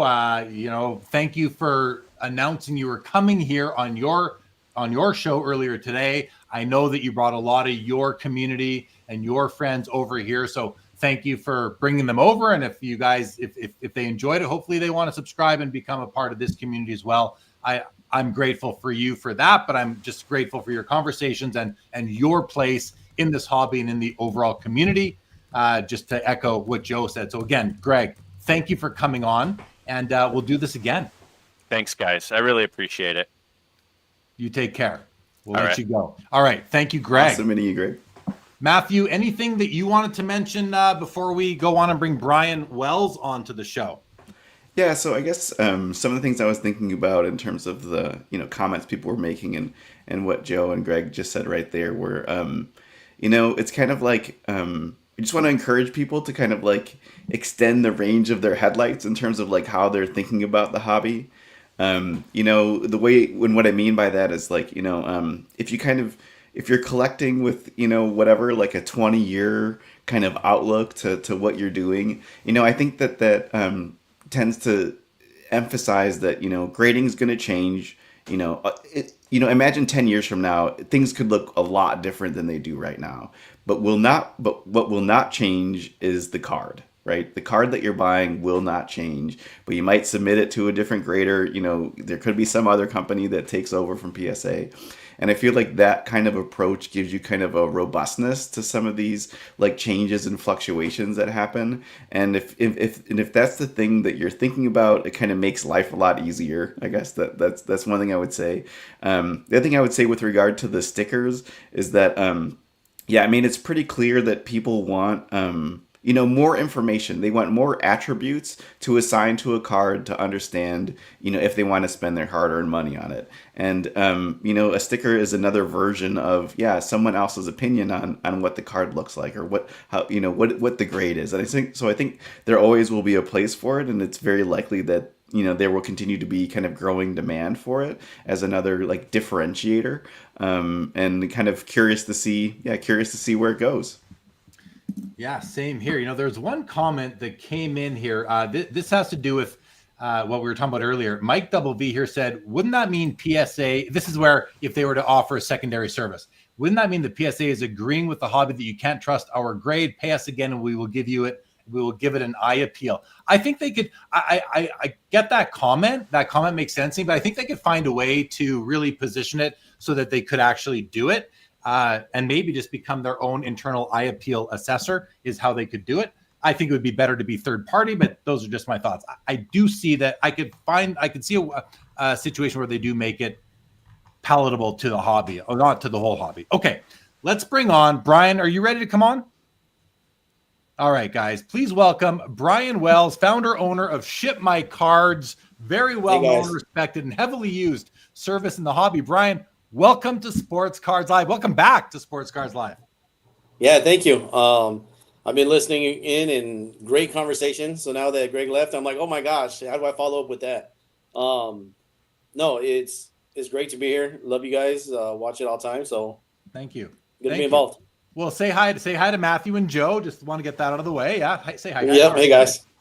Right on. So listen, Brian, one of the reasons I wanted to bring you on and is because there's a lot going on in the world right now. A lot of going on in the world with respect to international borders, maybe specifically the Canada-US border, among others. And your Ship My Card service serves people that live remote or live, let's just say, outside of the United States of America is probably your biggest client base, I'm guessing. So you have an insight into the international transaction volume, velocity, quantity of what's going on. I'm guessing you see the cards themselves because you scan them into your system when you receive them. So you have a good view that not many people have in the hobby. Before we get into that and kind of what you're seeing, I want to get your thoughts, if you will, on what you've heard up until now, because you've been in the back room here for quite some time. And I see Paul Hickey's in the back room right now too, who's going to be joining us, in about half an hour or so. And to Paul, I say, I'm going to ask you the same thing, Paul, but to you, Brian, you've been here listening. I'd like to have some continuity between the discussions we just had when Graig was on and now having you on. What do you think about all the things we talked about? Was there anything that stuck out in your mind that you'd like to comment on? Yeah, one of the biggest comments that you guys said earlier was about the PSA grading and where it's moving going forward. You guys mentioned that TCG cards and some of these changes that are happening are not necessarily as sports card related, but TCG related, because that's kind of what's hot right now. That's what's going crazy. We opened up a sports card shop 4 or 5 months ago locally, and 80% of our sales is Pokemon and One Piece and TCGs. So my as a kid, I always wanted a sports card shop, and we sell way more TCG than anything else. But that's here locally. That's not what we're seeing when we ship my cards as much. We do send out to PSA. We're actually here at the office now. My sister herself now. We're doing like 200-300 cards that we send out every week to PSA.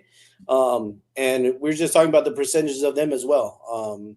We're still 60-70% on sports, and about 30% of it being TCG. So I think while we see not just PSA but other grading companies kind of make their changes or make things happen, a lot more is being focused on TCG. And it's just something that I think, PSA and Beckett and, Tag, when I go to a lot of card shows and we go to the card shows, a lot of it is focused more on the outside of the sports world. So I think that's just one thing that, just because we're super involved in sports, there's a lot more out there that we don't see on a day-to-day basis. And so appreciate those insights, especially the percentages of business for an LCS right now, a new one. You mentioned the grading as well. Do you have any insights or any thoughts on the whole PSA changing the standards and values of cards from, their historical, however many 100 million cards out there, to the future? Anything that you'd like to mention or comment on that sort of situation? I think we always kind of share why my card is better than yours, why my PSA 9 should be a 10, or why my 10 is better than yours. So I think the stickers are a big part of it. I think that will continue to grow within the hobby. And yeah, I think, older, we see it today, older slab, do we give it as much value as the newer slabs, that the newer guidelines, they're not handing out 10s like they used to. So I think it will change values. I don't think it's going to be as drastic as we originally thought. And, we commented earlier that there are a lot of collectors that are sent to grading. Think of all these people going to GameStops. They've never sent a card to grading in the past, and GameStops all over the world are accepting grading now. So I think it will make changes for the people that are heavily involved, like at all of our card shows. But for the average collector, unfortunately, I think still too many people buy a 10 because it's a 10. I don't think they always buy the card, especially with modern. I deal with a lot more modern than anything else. So I think it will make some change, especially with vintage. But with modern and what we're seeing on the TCG world and stuff like that, I don't think it's going to make as much of a change. No, I appreciate that. Just want to shout out, if you're watching on Instagram, I see there's about a dozen you on there right now. Come on over to YouTube, join the chat over there. There's a link straight to the YouTube show here in the bio on Instagram. I want to thank Michael H for the super sticker, the tip. Greatly appreciate that, Michael H. Thank you very much. Vintage Card Collector says, Brian, what are the top 5 countries outside of the US and Canada that you ship to? And take a moment also, because even Mike Petty says, how can Ship My Cards help me? Can I ship my own? I'm wondering, just try to be quick, but what is your value proposition in the hobby space for Ship My Cards?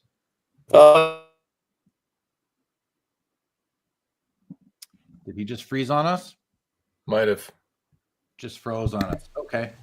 90% of our collectors are international collectors. So they ship to us mainly to save on postage when they ship back home in bulk, or with their customs fees, if they're paying a higher customs fees than they're used to paying. So 90% of our collectors are international collectors, where they're USA hands and feet. When they're buying things in the hobby, they ship it to us and we kind of hold it for them and vault it for them until they're sent home. Second thing is we have a address in Oregon. In Oregon, there's no sales tax. So a lot of our international collectors from Canada, you guys have a higher sales tax. They'll mail it to me in Oregon first. Absolutely no sales tax. We hold it here and then we ship it back.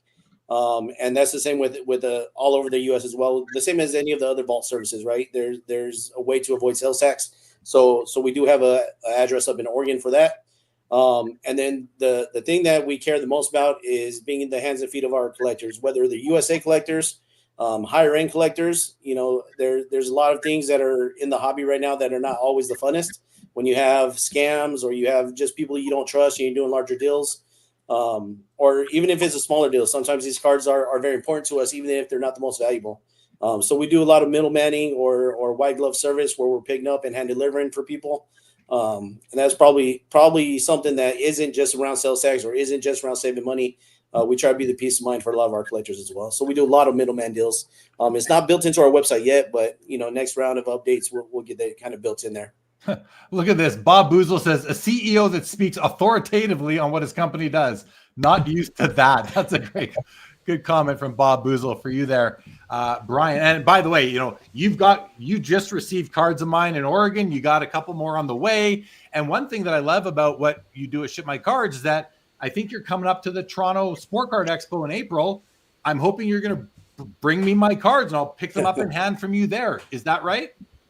Oh, that's definitely right. Every time we go overseas, we typically we'll set up at a card show. We bring our collectors cards, whether it's even when it's at the National. We have a lot of overseas collectors that meet us, and they'll pick up their cards in hand. So in Toronto, we'll probably meet 30 or 40 of our collectors and be able to hand deliver some of their cards. It's always great knowing our collector, not just being on Facebook or Instagram, but getting to meet each other and hand deliver things are probably the funnest part of our hobby. Seeing your clients in person. Terry Fortune says Brian offers a great affordable service that I've been using for years. So that's very nice to hear, Terry Fortune. Good to see you, Terry, as well, by the way. Now on the schedule, we are scheduled to bring Paul Hickey on. I think I misspoke earlier. I said like in half an hour, but I just read my schedule wrong. We're going to bring him on sooner than that. So Matthew, anything that we're going to do the switch over. I want to thank you for pinch hitting for Leighton, who was in a bad car accident. He's just not really willing, he's not able to join us. I hope we're going to get him back next week, but we'll wait to see how he's doing, how he's feeling. But I want to say thank you, Matthew, for coming back on on short notice as well. So I'm really grateful, dude. And we're going to have you back, and you're going to be a future guest on the Vintage Spotlight podcast, which is the spin-off of Sports Cards Live, the podcast that Leighton and I do about once a month. So we're going to have you on that, hopefully in our next or the episode after that as well. I hope so. But thank you, Matthew. It's been great having you. Is there anything you'd like to mention based on what you might have just learned about Ship My Cards or what Brian said before you go? First, just want to thank you for the opportunity to join you guys. It's been fun. I haven't gotten to interact with Joe before, but he's a super cool guy, so this was really fun for me. I guess the only remark I maybe make leaving would be, Brian, I'm pretty interested to know, you could probably get to see a lot of cards, like a lot of cool cards. Is there one recently that you saw that you're like, man, dude, that is an awesome card. I love that one. Lately we've been middlemaning quite a few deals. The most recent one is Precious Metal Gems, the gold version, 98.99 Precious Metal Gems Jordan. We were able to hand deliver to the buyer at Burbank. So it came from Australia. Once it got to me, the guy was able to pay directly, so I didn't have to worry about the financial part of it. And then I was able to hand deliver that card at the Burbank show, or I guess West Coast Card Showdown. So I see a lot of cards that are very, very unique, things that I would never be able to own. And just the trust people give me to be able to hand deliver these or touch them, feel them, hand deliver them is a fun thing. That's and right. We get to see the world at the same time. We travel the world to hand deliver these cards sometimes. That's fun too. Joe? Oh, I was going to say, did you have a security guard with you there, Brian, for that PMG Jordan? My wife was with me. She takes care of it. Yeah. Okay. Mike Petty says, thanks, Matthew. Always appreciate you as a guest, my handsome friend and authentic sports card dad. Thank you. If you've left for now, great to thank you for being here while you were. Mark Santucci says, nice to see you again. Matthew, Rage, appreciate that, Rage, for Matt and Brian. Rage says, very smart businessman right here. Found a dead spot and capitalized on it. And Laura says, guys, if you can type a comment, you can hit the like button for our host. Let's go. Thank you, Laura. Appreciate that. very much. David Chase, would my cards be able to fly first class? Yeah, yours can, David Chase, for sure. All right, Matthew, thank you for joining. Well, I'll see you in the DMs, buddy, as we usually do. Okay, Take care. see ya. All right.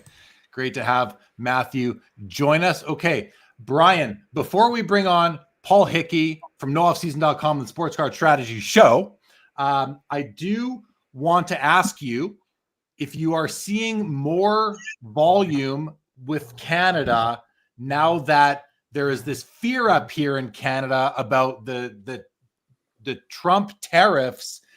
I personally don't know if they're going to impact sports cards moving back and forth, but I think some people might not understand how they're going to work and might think there's a problem. Are you seeing any increase in business volume, new customers in the last month or so? Really the last 3 months, we had a real big pickup. So you guys had the Canadian Post had a big strike, Yes. which Oh, there he froze up again. Sorry. Yeah, it's back up and running now, right? Yeah, you're good. And so with the Canadian Post, we had a big spike in Canadian users reaching out to us and asking how we can assist. We actually had some of the bigger breakers that were sending USPS that couldn't send. They started referring out to us because we have such a great deal with FedEx and we work with FedEx. And now with tariffs, we are getting a lot of questions and we're always watching it for two reasons. There's all over the world, not just in Canada, but all over the world, we're threatening tariffs here and then we're putting on hold and not putting them on yet. The coming into the United States from overseas isn't going to be an issue because most of the cars are made in America. So when they come back, it's just an American item coming back to America. And I don't foresee issues when we're sending just singles out to Canada because it goes through as the tariff code is as printed material and it typically doesn't have any tax or tariff codes on it. But I do think we're going to have some issues when the wax goes across over when we're seeing sealed product moving back and forth. This is something that, and we do ship a lot of sealed product for some of the bigger breakers. So this might be an issue. And then I really, U.S. is also threatening a lot with China over tariffs. So this would be an issue worldwide for supplies because a lot of the supplies are all made in China. So all your top loaders. Slabs. What about the slab? What about the 1.3 million slabs PSA needs every month? I mean, I got to think those are coming from China. Yeah, they most definitely are. So anything, every mag case we see, every top loader, even Fanatics, we get the same case from Fanatics or from BCW. It's the same exact case. It must be the same exact factory. So I think both wax and supplies will definitely have some issues. But hopefully on singles it's not as strict. But okay. No, appreciate that. Joe, do you have anything for Brian before we bring Paul on? Oh, real quick, Brian, where are you located right now? Where is your shop and where are you out of? Yeah, so we're in Phoenix, Arizona. The main location, all family and friends are down here in Phoenix, Arizona. And then we do have a shop in Oregon, just a couple people that work that shop. So everything is ultimately stored in Arizona, but we have a pass through in Oregon first where it'll be processed and vaulted there. And then I travel all over time. Like in about 12 hours, we'll be flying to Berlin to go do a deal and then come back and just in time to be able to either go to Tokyo for Otani returning to Japan and then come back and we have the Toronto Expo, which is a great show that we go to. We'll see you there. Rage says Panini are made in China too. No, so maybe not. Bob Boozle says, "Oh, Canada with slowing mail deliveries, we see the rise." That's our national anthem. Good play on that, Bob Boozle. Dave Chase says, "Canada, please take back Justin Bieber." That's funny. That's a good one. Good one, David Chase. Okay, so Brian, great stuff. Stick around. Of course, we're going to bring on Paul Hickey. You good to go, Paul? I can't hear you, but I can't hear you. I got it. There we go. Let's bring on Paul Hickey, you guys. Paul Hickey, welcome back. Welcome back to Sports Cards Live. Say hi to Joe and Brian. How are you, buddy? What's going on, guys? Sports Cards Live. Good to be back, Jeremy. Thanks for having me. You're welcome, buddy. You're welcome. You did a video a few days ago, and I didn't see it myself. I actually saw the clip. And I watched some of your stuff. I tune in. You see me in your live chat here and there. I was watching a video on Dustin's channel, the Sports Card Dad, and he did a video, where I've never seen him so passionate. Joe, you watched it, I'm sure. Brian, I don't know if you happened to see this video, but he did a video where he was pissed off. He said the S word a couple times. Yeah, he did.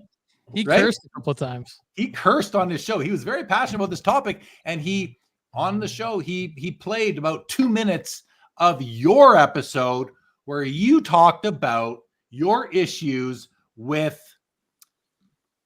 breaking and the promotion of grading. Specifically, I believe how when you go on to, I guess, Topps' website to buy wax, there is an advertisement right there that says $25 break credit for Fanatics Live. And you had an issue with that. You have an issue with that. Dustin shared that issue, and I got my own thoughts on it. But why don't you present to Joe, Brian, myself, and 211 people strong right now what your issue was or is?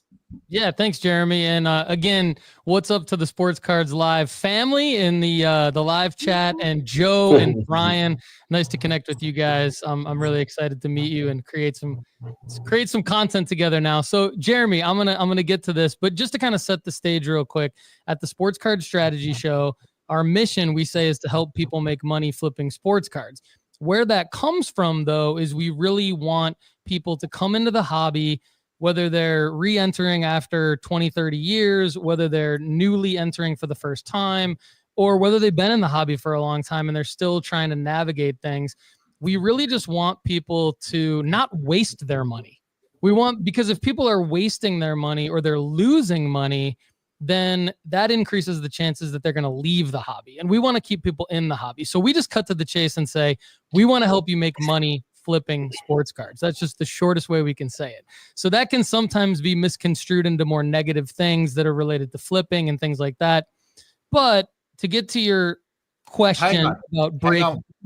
Hang on one sec there, because I appreciate you kind of letting the audience know kind of who you are and what you're doing, because I didn't do that, and I should have asked you to just so people can be aware.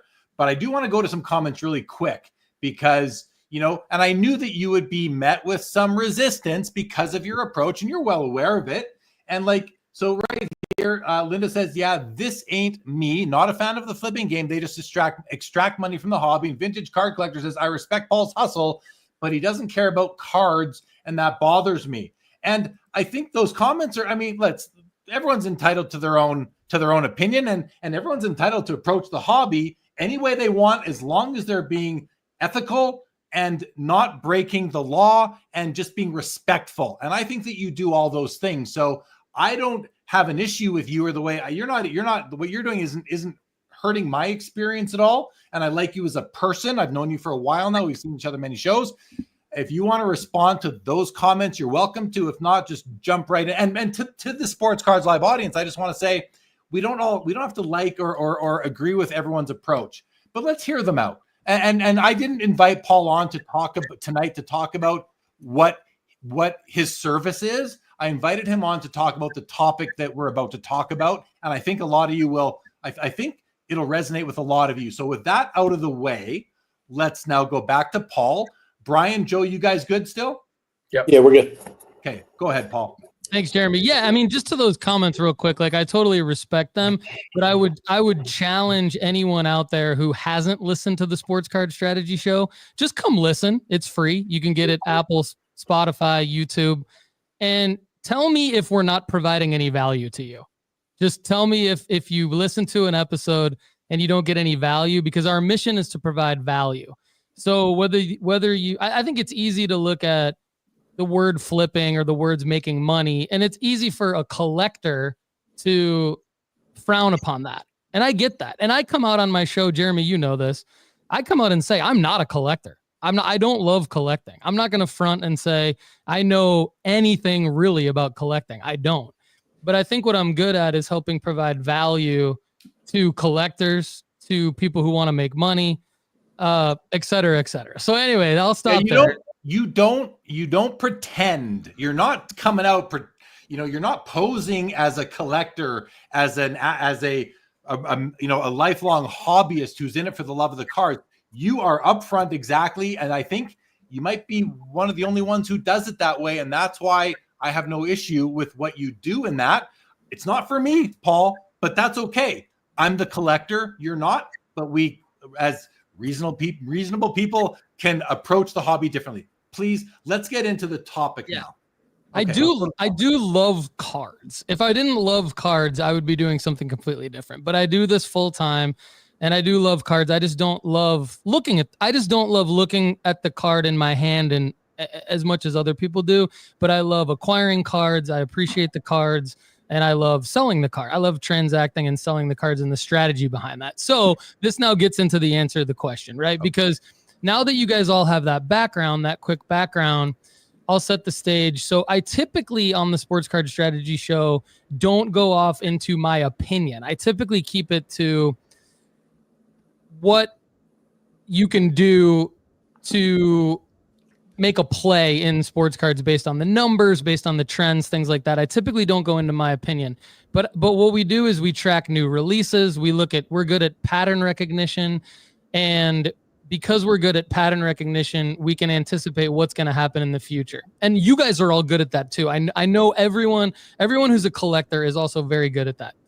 So we were simply following the new Topps Chrome football release and the commercial that came out where it was Caleb Williams and Jim McMahon, both of whom I have a ton of respect for. I used to love Jim McMahon growing up. When I was a kid, I had Jim McMahon card. I love the Jim McMahon cards.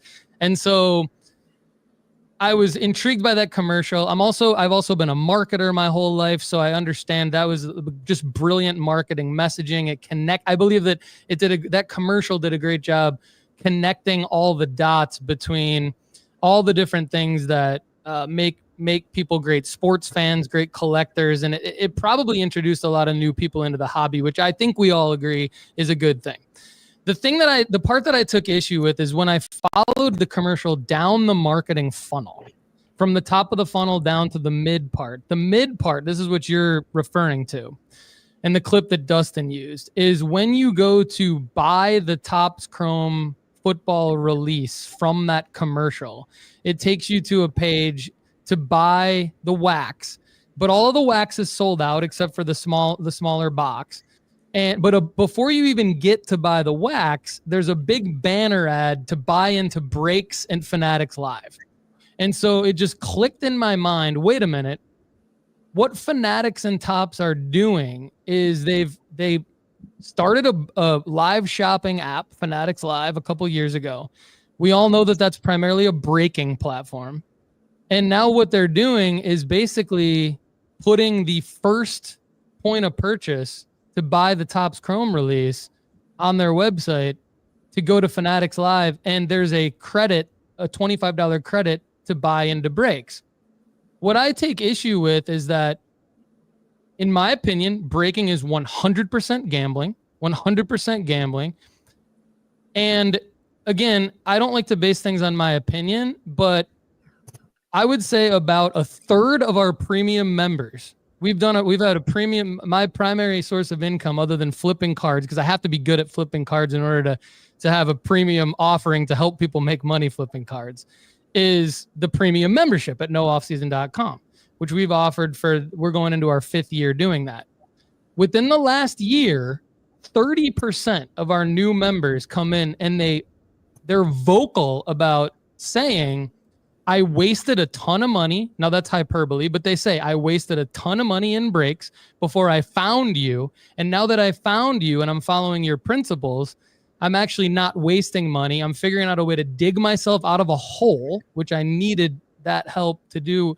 And I have to say, I need your help. Can you help me with staying off of breaks? AKA, I feel like I'm a little addicted to breaking. What can I do to break my breaking addiction? And so the clip that Dustin used on his show was my co-host Kendall Lefty McKee and I saying we kind of are like a little Breakers Anonymous, like getting out of Breaking Anonymous group at nooffseason.com, which we didn't set out to be. So I wouldn't have come out and said what I said had it not been for my premium members coming and saying this is a problem. So then when I saw the Topps Chrome commercial and the Topps Chrome middle of the funnel, bottom of the funnel to buy into breaks on Fanatics Live, I thought, I've got a problem with this. So I talked about it. You did. And and I think it's a reasonable topic to discuss. And then because people are losing their shirts, breaking, because they don't have the internal ability the capacity to manage their finances, and it's addiction. We, like you said, Breakers Anonymous.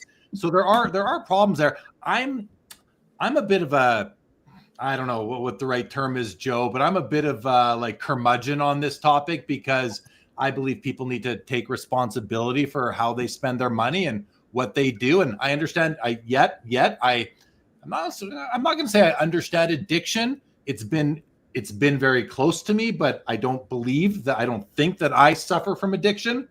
I do have a sweet tooth, though. I will tell you that. I do eat my share of candy. I have a sweet tooth, but I do feel for people that lose all their money, and now they can't pay rent or feed their kids. That's a terrible situation. But at the end of the day, is it something, Paul, that you think is, you spoke about it because you don't want people to leave the hobby. So my question is really, what is the alternative? What's the alternative to breaking? Because if breaking, and someone put in the chat here just a minute ago, David Chase, isn't opening a pack also gambling? Like, isn't going to the LCS and buying a box of cards also gambling? So we like say if I go to the LCS if me and Joe go into the LCS, hey, do you want to split a box of Topps Chrome? Yeah, why not? Aren't we gambling? Like, one of us is going to get the good card, one of us isn't, and we're, so I want you to respond to that. And then after we'll go to you, Brian, and you, Joe, for your thoughts on this stuff as well. But Paul, respond to that if you can. Yeah. Sounds great. There's a few things I want to say about this, because I agree. Opening wax is also gambling. At the Sports Card Strategy Show and nooffseason.com, we highly encourage people over and over again not to rip wax and not to buy into breaks.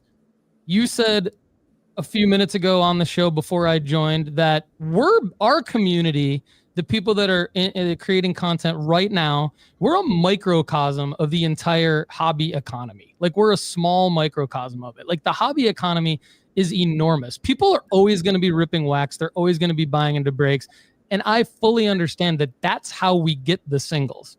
But to the community that I'm a part of, I just say, just buy the singles. Just please buy the singles. I've been called the Dave Ramsey of sports cards for no reason other than, like, I just basically, like, I don't call myself that, but the people in my audience, I call them the nooffseason.com family. I feel like we're a family.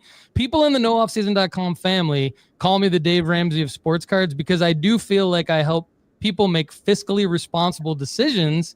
I'm not trying to be a curmudgeon or anything, but don't buy into breaks and don't rip wax. Yes, they're both gambling. Now, I do want to say a couple other things before I just shut up and let you guys talk.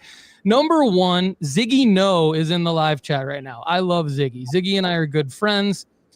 There are people that have their stuff together, that are breakers and that buy into breaks. And there are people that rip wax that have their stuff together. And what they do is they make it part of their portfolio. They make it part of their budget, however, whatever you want to call it.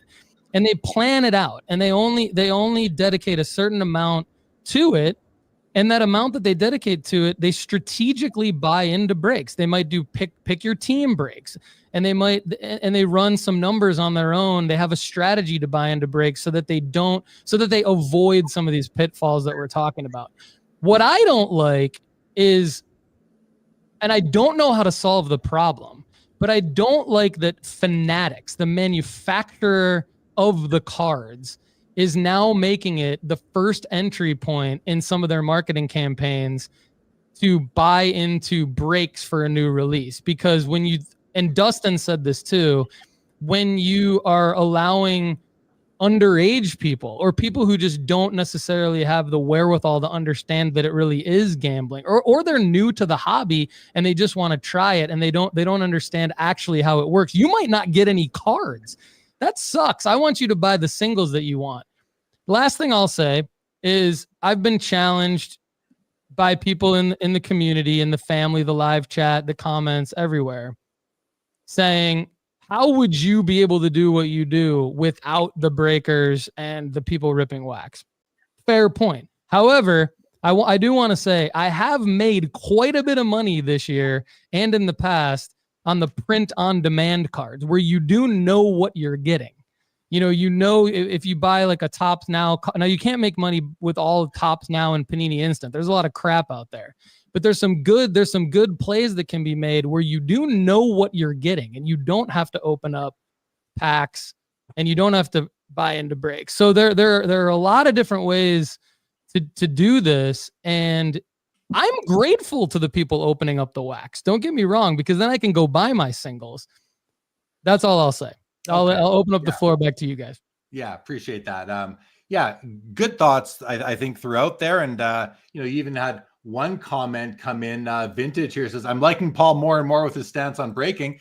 But I come back to, what is the alternative? Because, if breaking were, first of all, I don't break, but I'm grateful to breakers as well, because that's where the singles come from.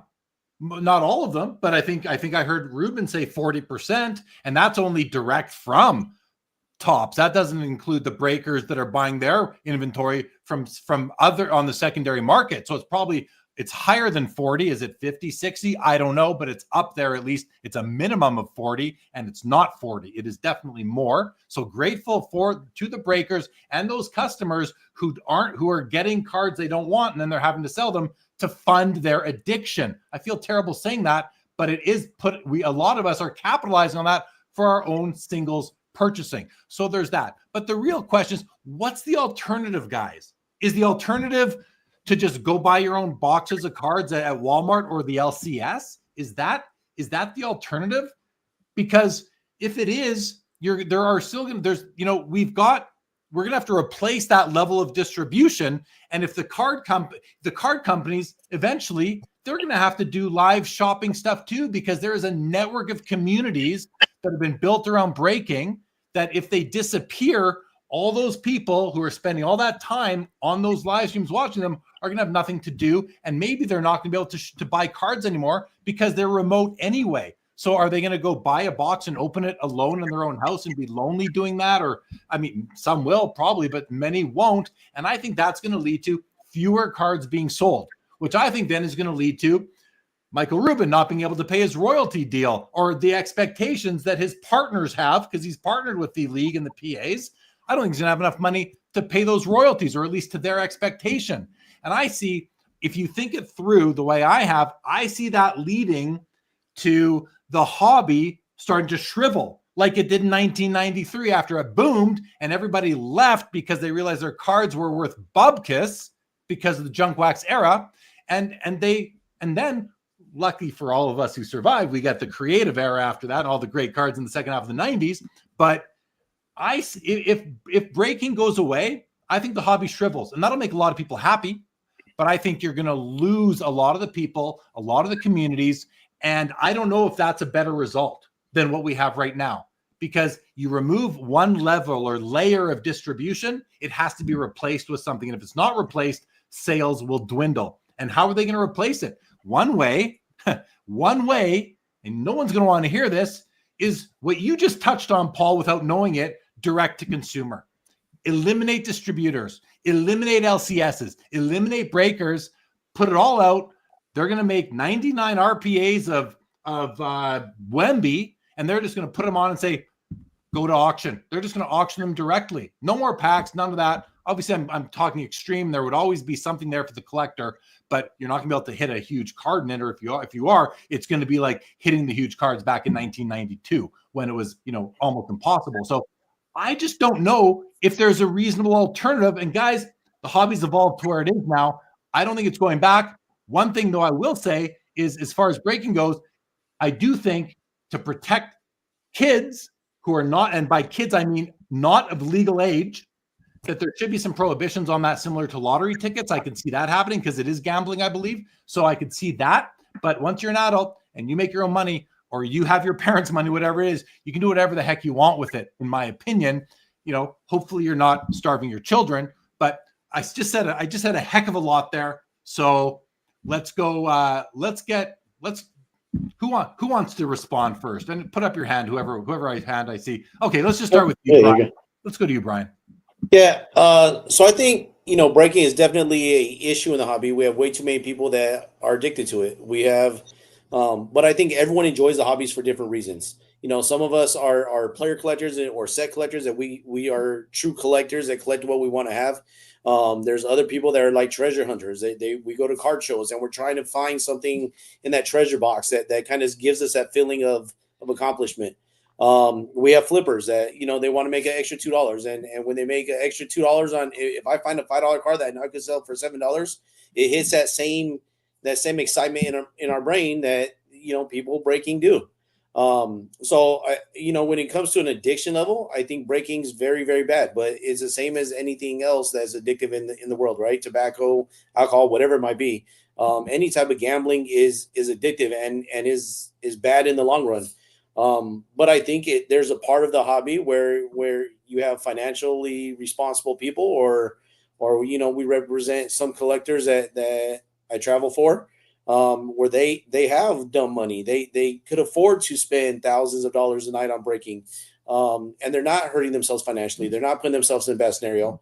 And you're starting to see, I'm a big penny hardaway collector and I watch flawless breaks all the time. And once I find my penny hardaway flawless I need, I'm reaching out to the breaker. I'm reaching out to whoever I can to try to find out who got that card so I can go buy it.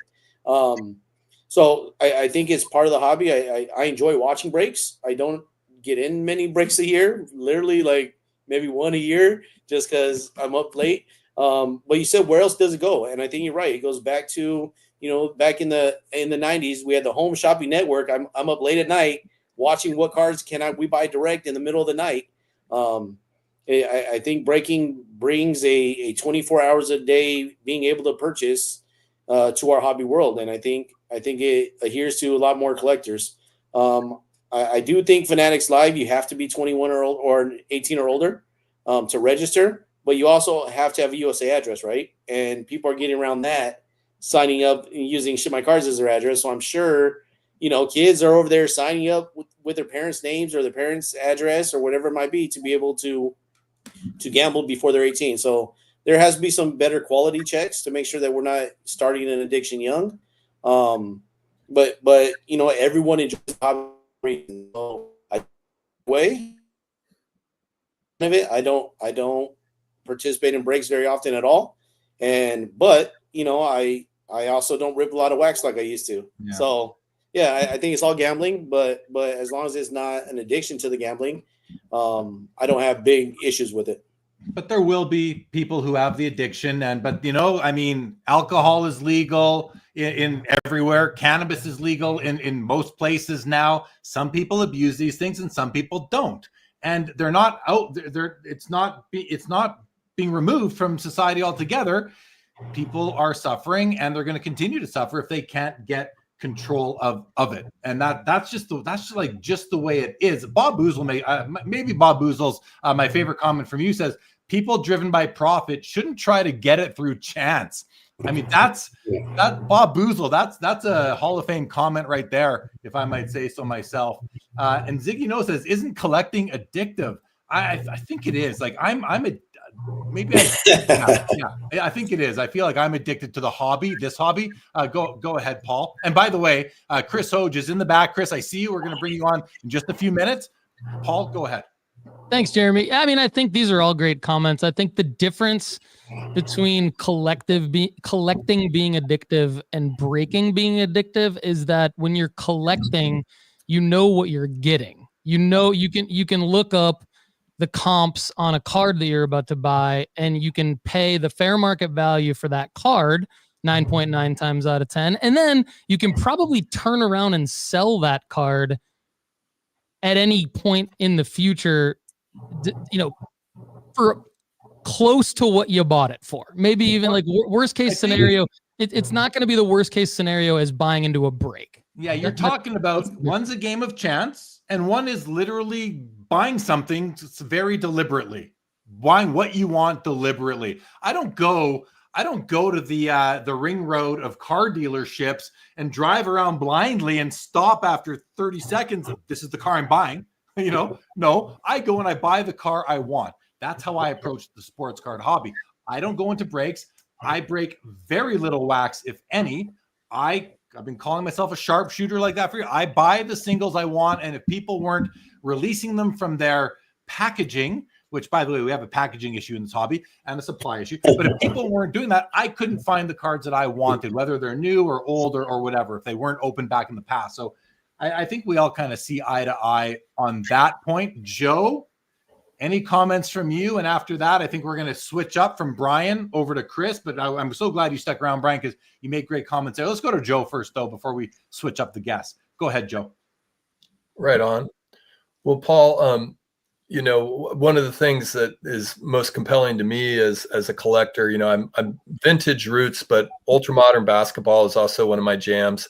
So I appreciate hearing you and Lefty, riff on, in your methodologies and player performance, right, is a gamble, but it's an informed gamble, right? You do have data to back up what your, predictions, your predictive outcomes might be. And I really appreciate all the ways that you guys kind of go about almost scientifically breaking down possibilities, but there's a gamble to that. That leads to my question, though, going back to the Dustin, he kind of dubbed you, I guess you could say, brought you into his channel, and shout out Dustin. But one point that emerged from that was price point for wax. And I think it was you that actually underscored the idea that the price points have kind of gotten out of whack with return of value on that, the value proposition. So knowing that you have a kind of marketing background, what advice might you give to, at this point, Fanatics, but Panini in the last few years, how might they tinker with the way that they distribute, the way that they create their price points for the consumers, understanding that, and maybe even the way that they distribute, because, I'm not a wax breaker much, but during the COVID times, I was on that Panini website watching those Dutch auctions with, 2020 Prism first off the line. And, I pulled in a few at like 1,900 for a box of first off the line NFL Prism. And those were lucrative boxes. So I guess I'm just curious, like, in the interest of kind of the greater good, do you have any advice for Ruben or company thinking about how they might create price points or other ways to maybe just ease this disparity between the cash output and the return? Joe, thanks so much for saying everything you said about the show, Sports Card Strategy Show, and everything. I appreciate that. Yeah, this is a tough question for me to answer, because I definitely feel like if I were Panini or Topps, I would be sort of trying to solve the problem of how do I price my wax where it doesn't sell for so much more on the secondary market sealed right away, and because that's kind of like money that they're leaving on the table. So I think the Dutch auction or the reverse Dutch auction format actually makes the most sense for the card manufacturers. So it's hard for me to come in and say like they should do something different, because if I were them, that's what I would do as a business person, because I think that actually gives like more of a price point of what people are willing to pay. Do I think that it's outrageous what the costs are for most of the sealed wax based on what you get when you open a box? 100%. Like you're not gonna be able to convince me really that it's not a huge gamble, and that 9.9 times out of 10 it's not worth the consumer's money to open up that wax. So that kind of leads me to like, if I were to actually give any advice just from like the hobbyist perspective, I think it would be like, please be careful with releases like Topps Composite Football. Okay. So like Topps Composite Football, basically what it did was it totally slaughtered the value of everything that came out before it, because it gave CJ Stroud going from like 5,000 rookie cards, which I think we'd all agree is already too many. This is across all manufacturers, to like over 20,000 rookie cards just after Topps Composite Football came out. There was an unlicensed release. PSA 10s of the CJ Stroud base rookie out of that release, the Topps Chrome out of Topps Composite. Don't even get me started on that. Like, to find Topps Chrome, it's got to be in a release that has like hundreds of different brands in it, which I think is ridiculous. It's like Panini's Chronicles. So that card in PSA 10, the Topps Chrome from Composite for CJ Stroud, the base, sells for like $3 in PSA 10. I think we can all do the math and understand like what fraction of the grading cost that is. I mean, I just think that stuff like that is so wasteful. It's so bad for the hobby. It's like bad for the environment. It's bad. Like, it's just bad. So like, my advice to the card manufacturers would be like, be more thoughtful about the releases that you're putting out. Like, put out quality stuff all the time, and put maybe that means less is more. And I mean, I don't know what the impact of that would necessarily be on like the value of everything, but based on my research and my experience, it would probably increase the value of everything. And you probably don't need hundreds of entry points of crap releases to get kids involved in the hobby. You really don't. So that would be my advice. I would love to hear people's thoughts on that. Yeah, it's a convoluted sort of topic, I think, because we it's hard to tell the way things would go and what the hobby ecosystem would, it's like the butterfly effect. You change one thing and it's hard to know what's going to come out of it. We all try to you try to think it through, like I did earlier, like you're trying to do on the fly here. It's not easy, and it's tough to understand what the end game is for any major change that would happen. And I think it all stems back to the way people look at breaking as gambling. And is it right or wrong, or is it good or bad? Has it helped the hobby, or has it hurt the hobby? I saw two comments in the chat. It was kind of funny because they came pretty close to each other. Here, Ziggy No says breaking builds the hobby, and Foul Ball says breaking hurts the hobby. Those came less than 60 seconds apart. Now, Ziggy No is involved in the breaking business, and Foul Ball thinks everything's a scam in the hobby. So I don't know what, but it's tough to say which way it's going to go. Now, before we continue the discussion, we're going to do a guest swap again. Brian, thank you for coming on, giving us the update at Ship My Cards. Maybe you grabbed a few new people who will use your services. I've certainly ramped it up again now. So as I've been buying a few more cards in the last month. So thank you for what you're doing. Thanks for making the time coming on. And we'll see you in Toronto at the Expo. Guys, say goodbye to Brian. And Brian, thank you again. Yeah, appreciate it, guys. Appreciate your perspectives. Yeah. And the best part about that last one is breaking is building the hobby and breaking is hurting the hobby. So they're both right. Yeah. Brian, before you leave, I just want to reiterate, like, tons of people in the nooffseason.com family use Ship My Cards, love Ship My Cards. We got people from all over the world. So keep up the great work, man. You're really helping a lot of people. Appreciate it, man. Awesome. All right. Thanks, Brian. All right. Thanks, guys. All right, Paul, Joe, let's bring Chris onto the show and get him into the conversation. I've seen him back there. He's been here for about more than half an hour. Problem is that my camera sits in front of my monitor, so like he was blocked, but I could see him taking notes. He's the king of taking notes during content. So let's bring Chris on. He's Chris. Here we go. There he is, Chris. Welcome back. He's got his notepad. Just jotting a few things down. What's up, Hoj? What's up, guys? What's up, Paul, Joe, Jeremy? How are we? Doing good. You've Hey, been Chris. Nice to meet you, man. Nice to meet you too. you've been around for the whole episode so far, I'm assuming? Oh yeah, but there was one part of the episode, maybe about an hour ago, where things really, I thought, peaked, and I don't know if we'll be able to ever replicate a moment like that on Sports Cards Live 2.0 again, which was Joe just casually throwing in a Derrida reference, which would be the second time that Derrida has been mentioned on this show. That's what Joe is here for, the literary references that go over everyone's head except for you two and maybe 3 other people in the chat. I feel like he did it just for me, Jeremy. Yeah, just for you. My SCL's Goose Gossage, the closer. Chris Hoge, the closer. What's up, Justin Bode? Good to see you, buddy.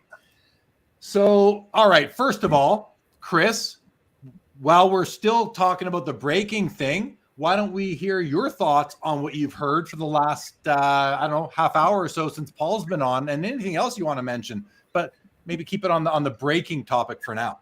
Yeah, sure. I'm not super passionate one way or the other about breaking. Thought a lot of interesting comments have come from the discussion on screen and from the chat, but I did have a few perspectives that maybe hadn't been mentioned yet. One of them was that and they're both going to be actually pro breaking.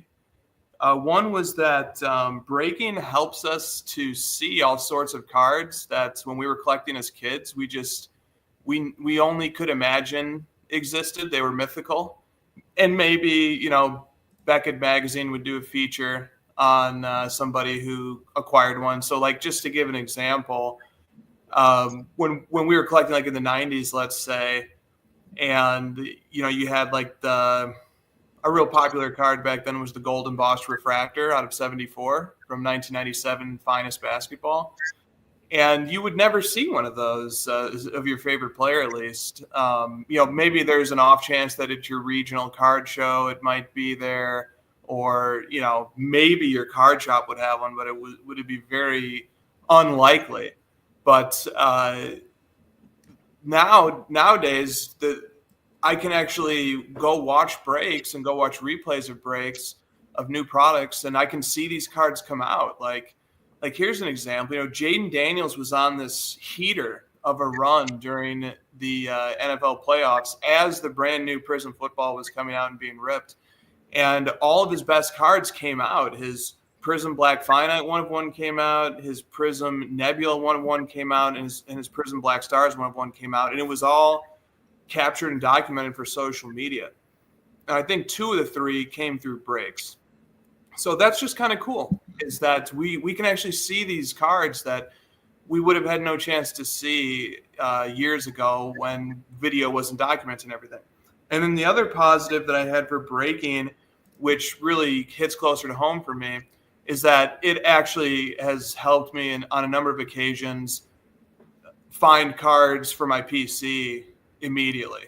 And these are like rare cards that I wouldn't have maybe ever found had it not been for the fact that they showed up on breaks and video, and then somebody like tagged me and said, hey, here's a card that you're looking for. That's how I've found several of the Christian McCaffrey Prism Black 1/1s that I've been looking to add to my collection. And Brian touched on that too, but Brian was more talking from the perspective of a shop, trying to acquire inventory through the breaks. And I'm speaking more to it as a collector. But I just wanted to add those 2 perspectives to the conversation and pass the mic and see if anybody has further thoughts on that. Well, I'll just say, I think you're bang on. I mean, breaks is a way that people breaking is sort of marketing for the card companies, because they're showing the cards that are coming out of the packs, and people can then decide if they like the looks, if they like what they're seeing, and they can then go out and purchase their own, go into breaks or go into their LCS and buy boxes or packs or whatever. So I think that's a key function of breaks. It's sort of a tertiary one, but it's a function of breaks that is one of those things that maybe wasn't expected, but it certainly provides additional value to the whole ecosystem that way. I think so. I'll stop right there. Let's let Paul reply, and then we'll go to Joe. Sure. I think Chris brought up some great points. I think one thing I will say, though, is that when you do show the best cards and the cards that we don't get to see, I do think, in my perspective, is that it's super misleading to people who come on social media, whether they're a first-time hobbyist, whether they just re-entered the hobby, whatever the situation. To me, It's not my thing, because every time I'm on Instagram and I see a reel from a breaker or a big pull or whatever, I just roll my eyes, guys. Honestly, I just roll my eyes every single time, and I unfollow a lot of those accounts that post that, because it's just not realistic. Like, that's not what's coming out of every break. So I agree with Chris that it's a good way to see the cards, but I think that can definitely add to the problem. It's unrealistic expectation. It leads to unrealistic expectations from the consumer, I believe, when you see nothing but big polls on every single social media post. Well, and that ties in, Paul, to what you talked about on that 2-minute clip again that Dustin, I don't know if Dustin's watching, listening now, later, but I want to thank him for doing that video, because it opened my eyes to some of the stuff. But what you said in that 2 minutes that he showcased of you, Paul, was when you said that Fanatics banner on the Topps website said $25 break credit, and then there was a picture of some 101 Tom Brady card, which might influence expectations of what you can get out of a break. And just like what you just said, now the highlights of the breaks are what we see. But you know what? You have to understand that. And if you don't, you're going to pay that tuition, because I can go watch a 3-hour football game and only get like 3 complete minutes of action, or I can watch the highlights later and watch the whole game in literally 15 minutes. You don't need all 60 with all the clock just ticking, and see what I need to see, right? So which one do you want to do? Do you want to invest, because you're investing time into 3 hours sitting on the couch watching the game, or going to it, I guess, which is different. You have the old experience versus just the highlights. So maybe not the best analogy, but it's all I could come up with here on short notice, and I'll stick with it. But so I hear what you're saying, and I think that makes a lot of sense. But again, this is the tuition that people are going to pay, getting nothing. They'll learn pretty quick, right? It's not going to take long to realize that you bought into 3 or 4 breaks and you didn't hit that 101 Brady, or you didn't hit that hit that is automatically going to be worth 5 figures. And now you're in the hole for $2,000, and you're going to receive $150, $200 worth of cards in the mail. How long are you going to keep going before you become a complete degenerate at that point? Okay. Joe, why don't we hear from you? Yeah, a couple things. One, I think this conversation connects to sort of the dichotomy between us as personal collectors and or even investors, and a larger framework of sustainability in the hobby, and welcoming in new collectors almost as if we were stewards who care about the overall ecosystem. And there's both selfish and unselfish reasons to care about the overall ecosystem. So I think the spirit of what Dustin was amplifying from Paul's comments was that we do better as a hobby overall if we do look out for the new collector whose gateway into the hobby might be breaks. And if that experience is such a free fall, it may not be tuition. It may be like, I'm out of here. That's it. I'm done. One and done. So, acknowledging that is an important component, I think, not only to us as people with voices in the hobby, but also to the manufacturers who I would hope would want to think about sustaining customers and not just burning through whoever's available in any given moment to try something out and then realize it's not for them. And that's, I don't know, that's where my brain's at. I think that was really well said, Joe. I totally agree with you. All right, show's over. We all agree. But no, I mean, I think to elaborate a little bit, I mean, I am concerned with people's initial experience with the hobby as well as they come in. And to be honest with you, I don't want it to be breaking. I don't want it to be breaking. I'd rather have it be ripping wax. That's more of a, that's which is breaking. When you rip wax though, you keep all of that. You keep all of those cards. You feel them in your hands.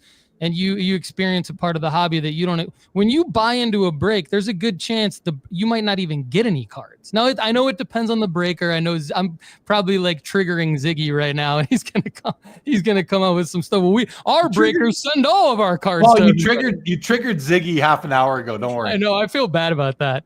I love Ziggy, but anyway, no, I think like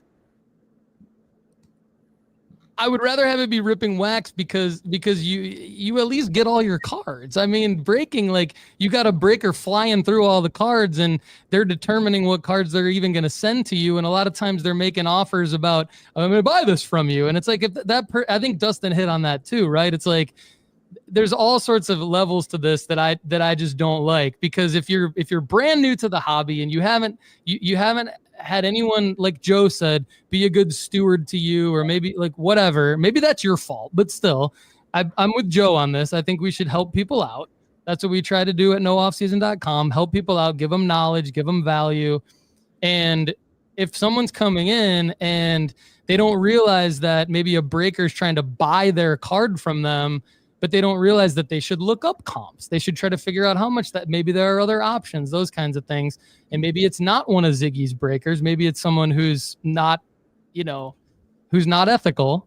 Then we got problems, and we got people, maybe to Joe's point, not paying the tuition. Maybe they just leave. And I know for a fact, I'm saying maybe 32 times in one response. I know for a fact that's happening because people in my community are telling me that that's happening to them. So I want people to stay in the hobby. That's all I care about.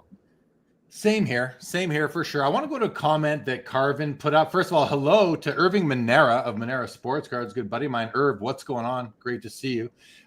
Carvin said, I always see the $1 billion jackpot hanging over the lotto ticket machine. Similar, I think he's saying that in response to how there's that, the Tom Brady 101 in the Fanatics banner. Of course, it's called marketing. That's the thing, and we need to understand that as consumers of anything, that all these companies are trying to do is extract money from our bank accounts. That's their only function, to exist.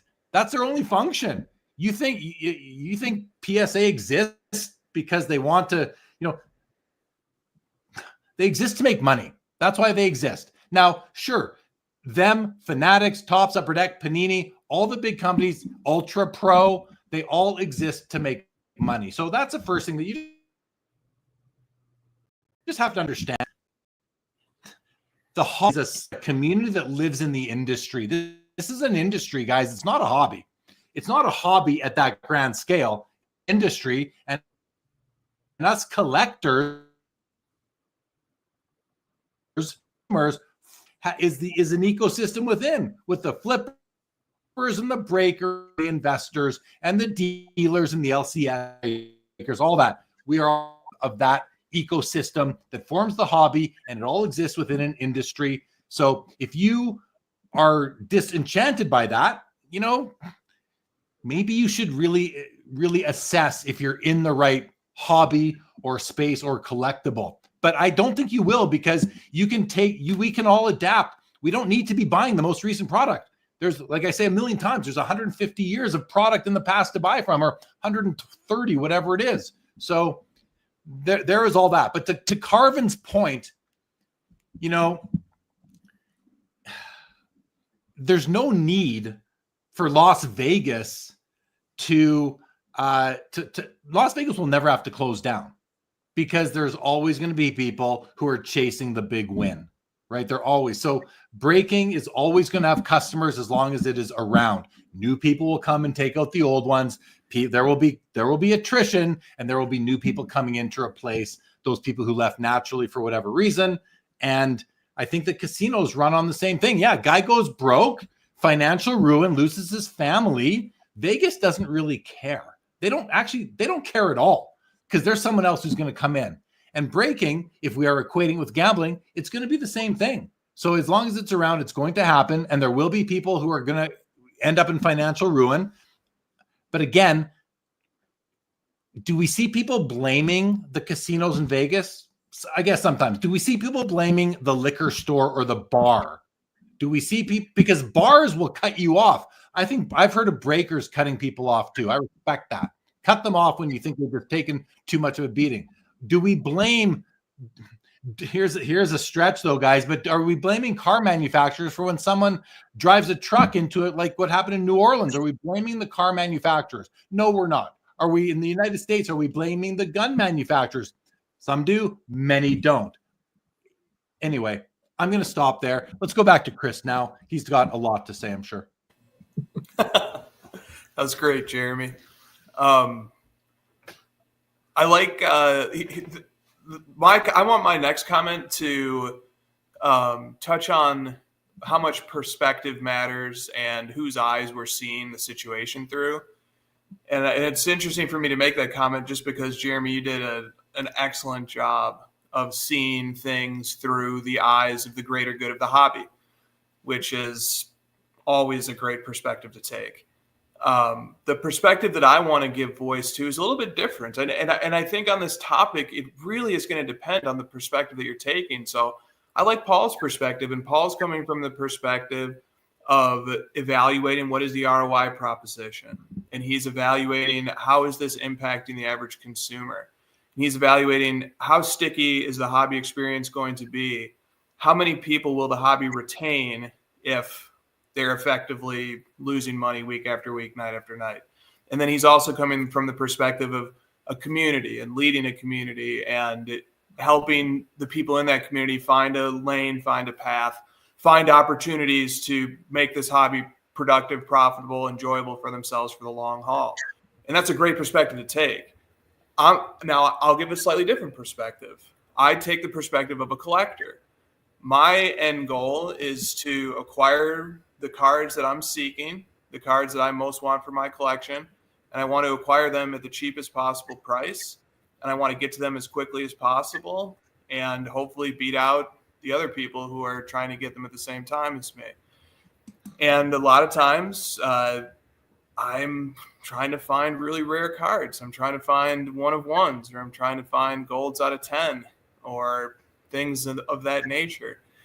And the breaking experience, as well as just people opening boxes, personal rips, I really don't draw a distinction from the perspective of the collector.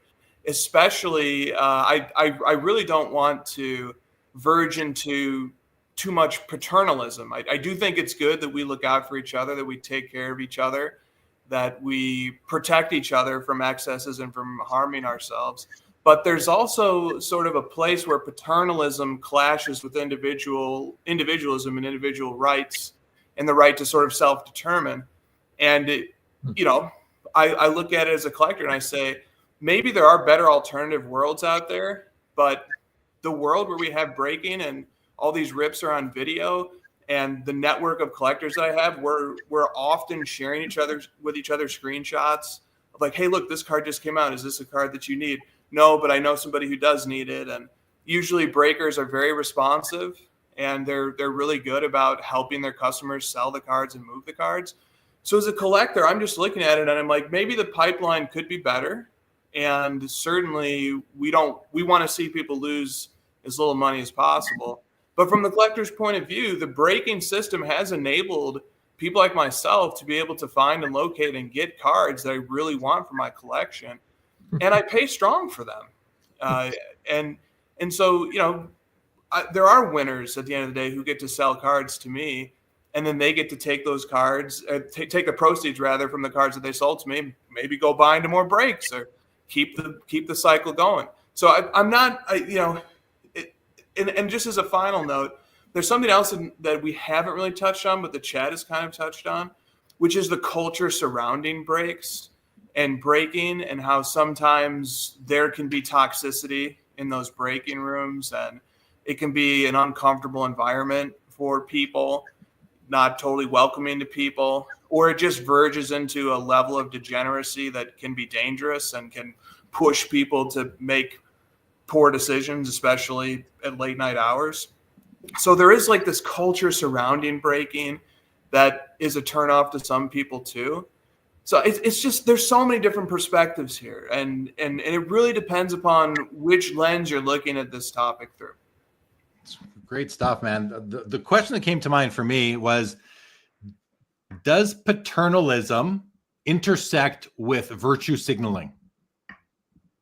And what I mean by that is, we talk about protecting each other and being there, and let's not let anybody get hurt. I see a lot of that communication and content out there by people trying to it's like you're trying to protect everybody, and I think that's a nice way to be. But is that somewhat virtue signaling, and does that clash with what you're calling, or with the paternalism that you're referring to? And I had to look at what is paternalism just to make sure I had an idea, and I still don't know. I couldn't really read those 2 paragraphs all that quick, but what are your thoughts on that before we get Paul and Joe's response to what you just said, Chris?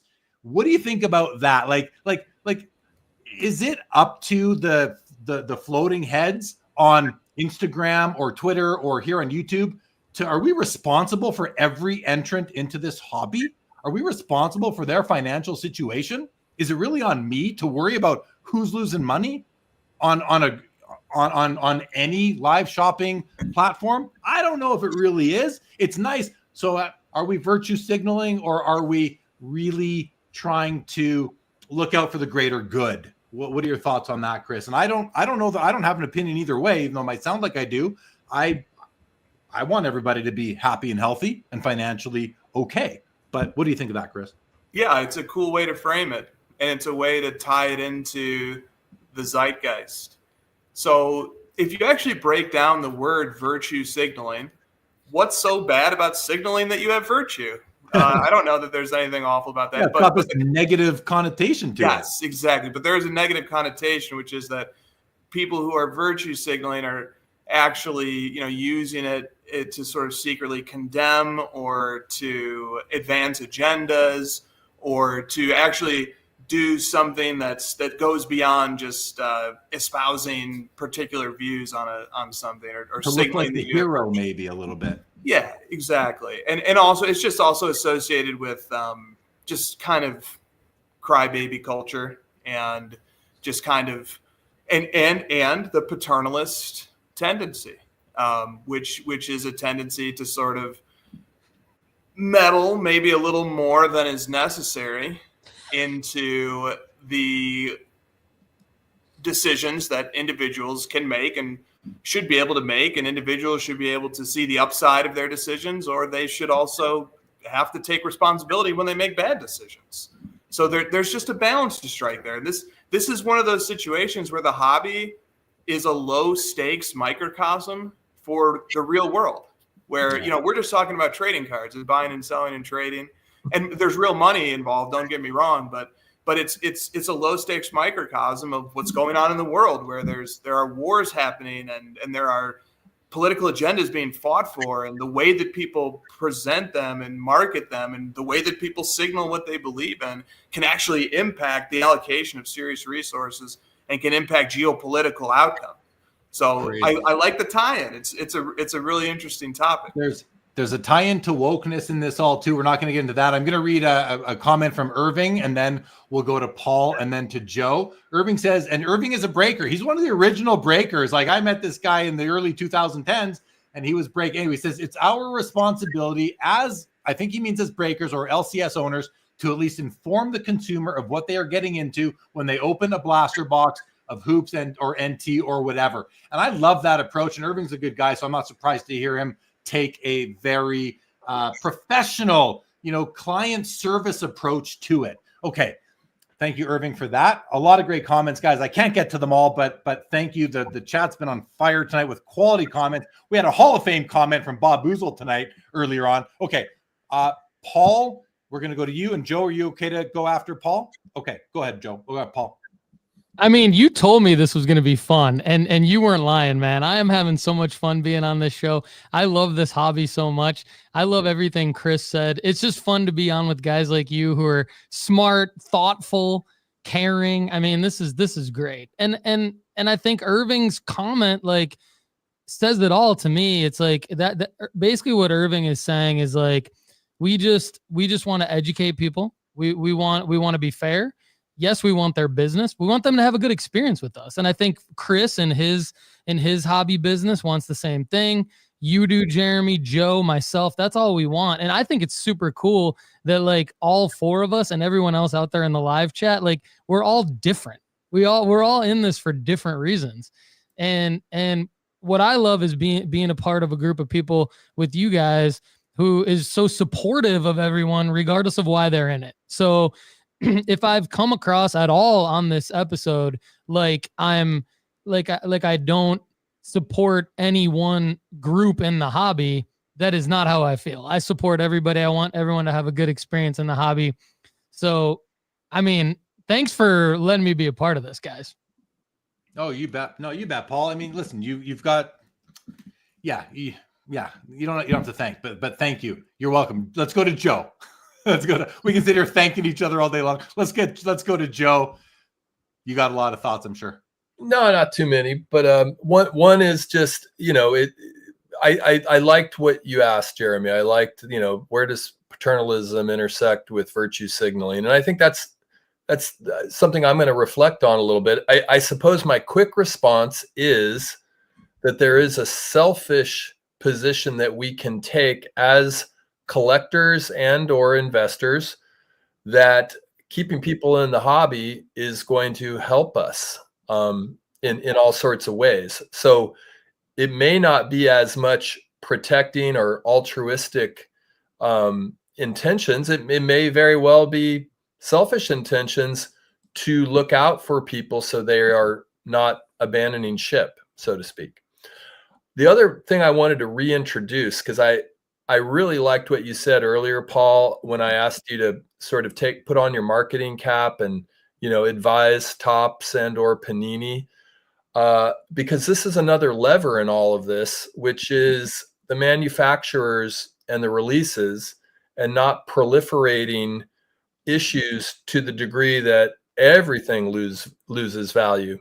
And, that's conversations. I mean, Chris and I look at, our card connection checklist to see how many blacks are there in the 2022 select issue. I mean, we analyze these things to understand if the advertised scarcity is actually the scarcity that, the manufacturers would like us to believe. So I really appreciated that you said that.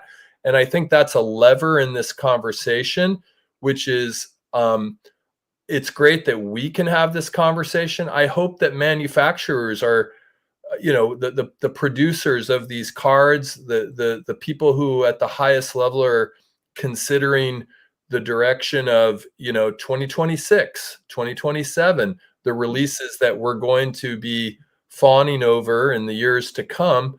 I hope that they're thinking about these things as well, and not simply, and it could be an intersection of the Panini era and the Fanatics era, just that we're in this moment where there's kind of they're just producing as much as they can. But in the best of all worlds, I would hope that they're a little more deliberate and methodical in how they're releasing certain cards and certain sets, so that collectors can stay interested and not feel like their black finite one of one suddenly isn't as scarce as they thought it was.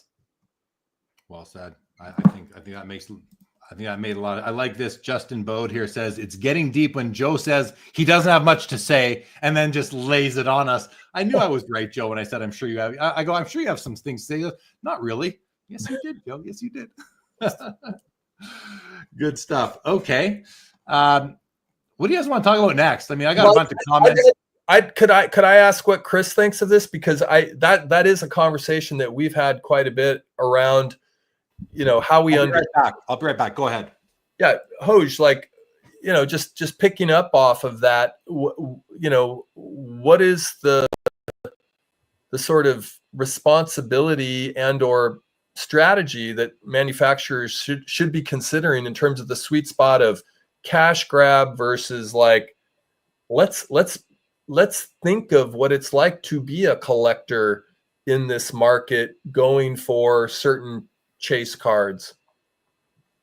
Yeah, I mean, I think that the market speaks a little more clearly than any of us or even the manufacturer can sometimes realize. And it can happen very quickly in this era.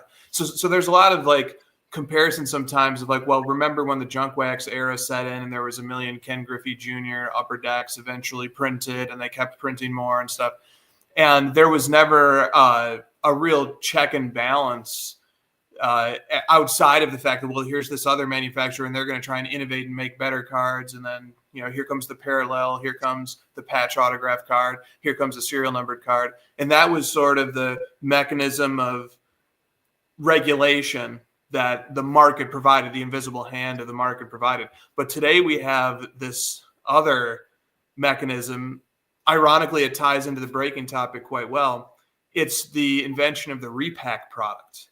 And the repack product is disciplining the manufacturer into ensuring that the value proposition of not just the product and the rip itself, but also the constitution of the checklist is such that it's producing cards that end users will pay considerably for, because if it doesn't do that, it's going to quickly send a signal back up the pipeline to the breaker that this is not a product that people want to buy into. They can't, even if they get a good hit, they can't sell it.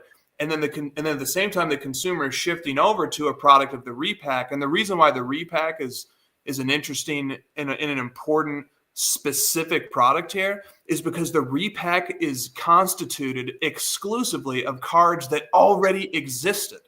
So the repack is weaponizing the manufacturer's previous product and putting it against the manufacturer's current new product and the absurdity of that speaks to A, the price of these boxes and how cost prohibitive it can be to get into them. But B, it also speaks to the fact that sometimes manufacturers made their best cards previously, and now they are watering it down, or they are diluting it, or they are putting too many one-of-ones or too many different parallels. And now people are saying, I'd rather buy into a repack product if I'm going to be playing this game of chance tonight.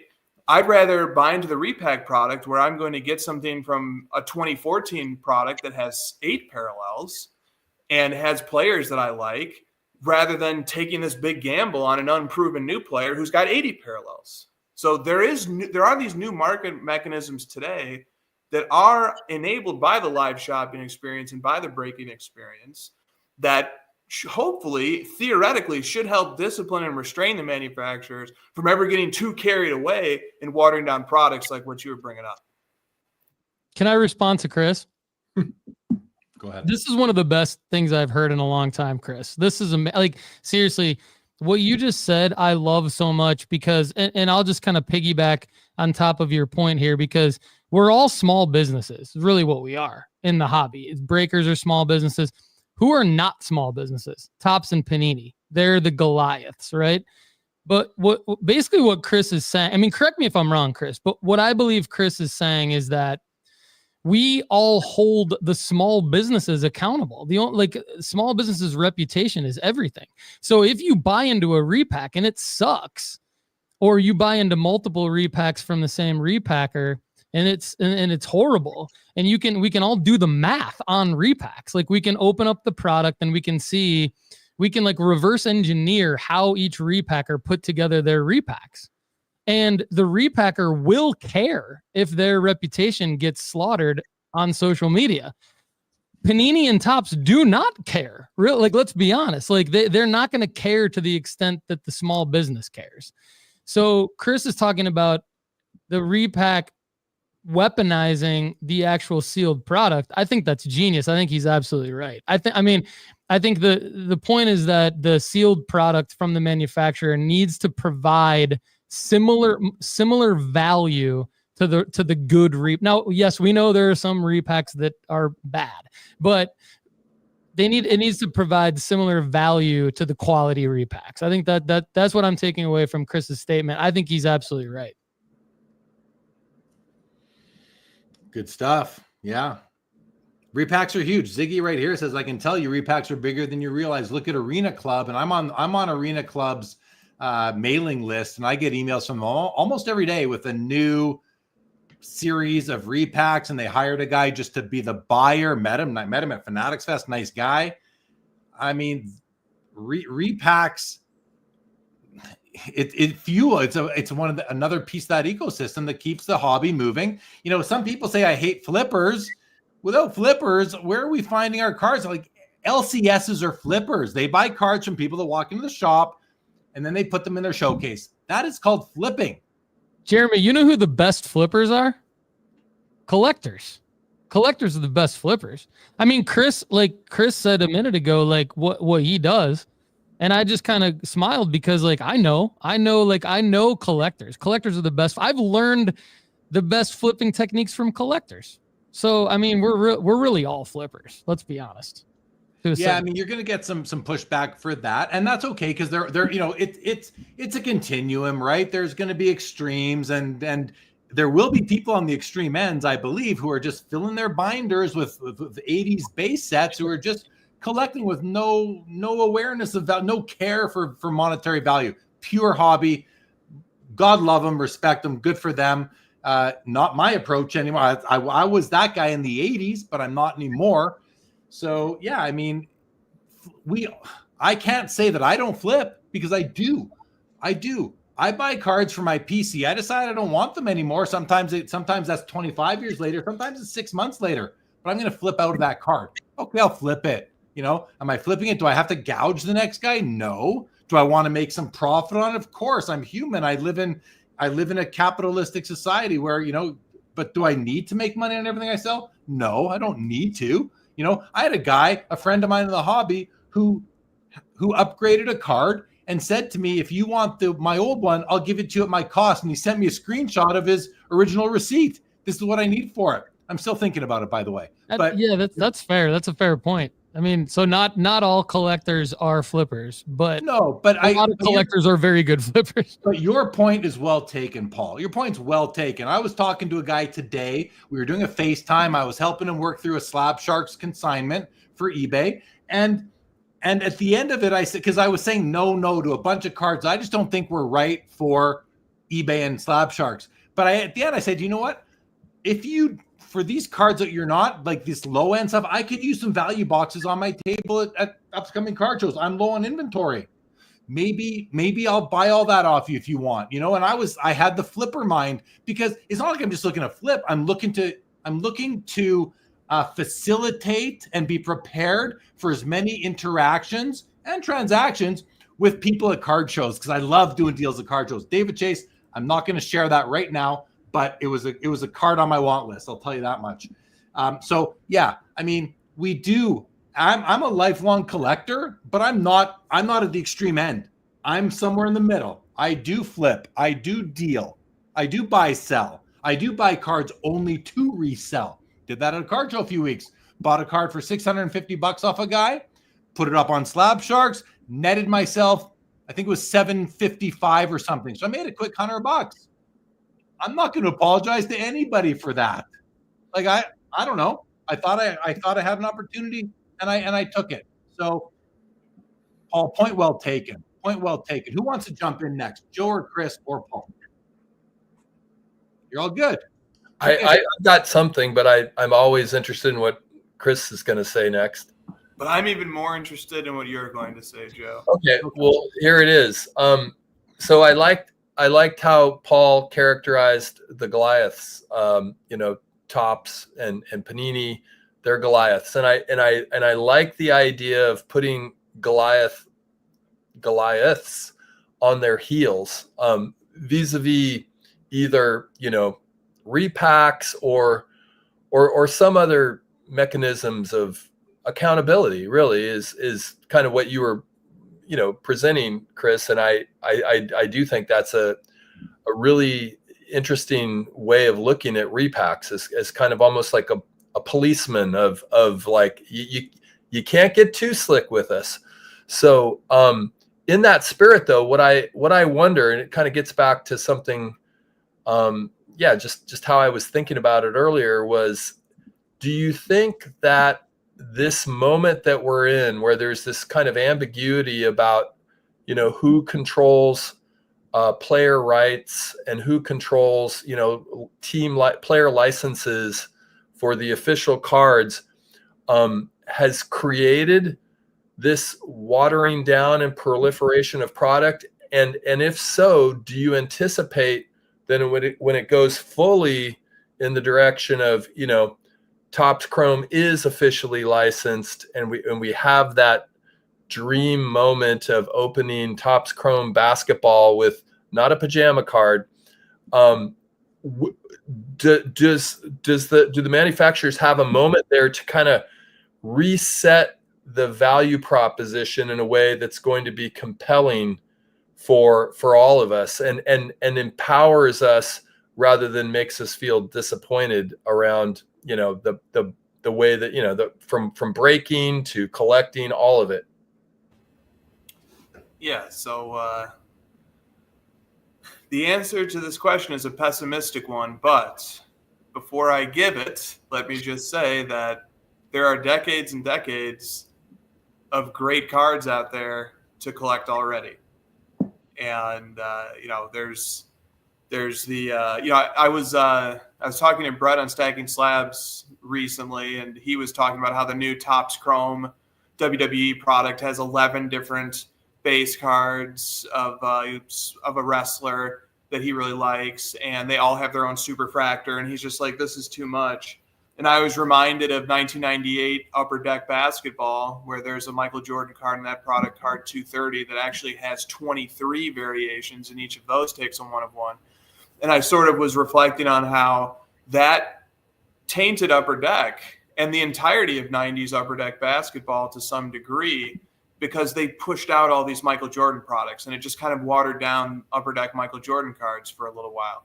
But then Upper Deck turned the page and came out with Exquisite in the 2000s, and that product was configured masterfully.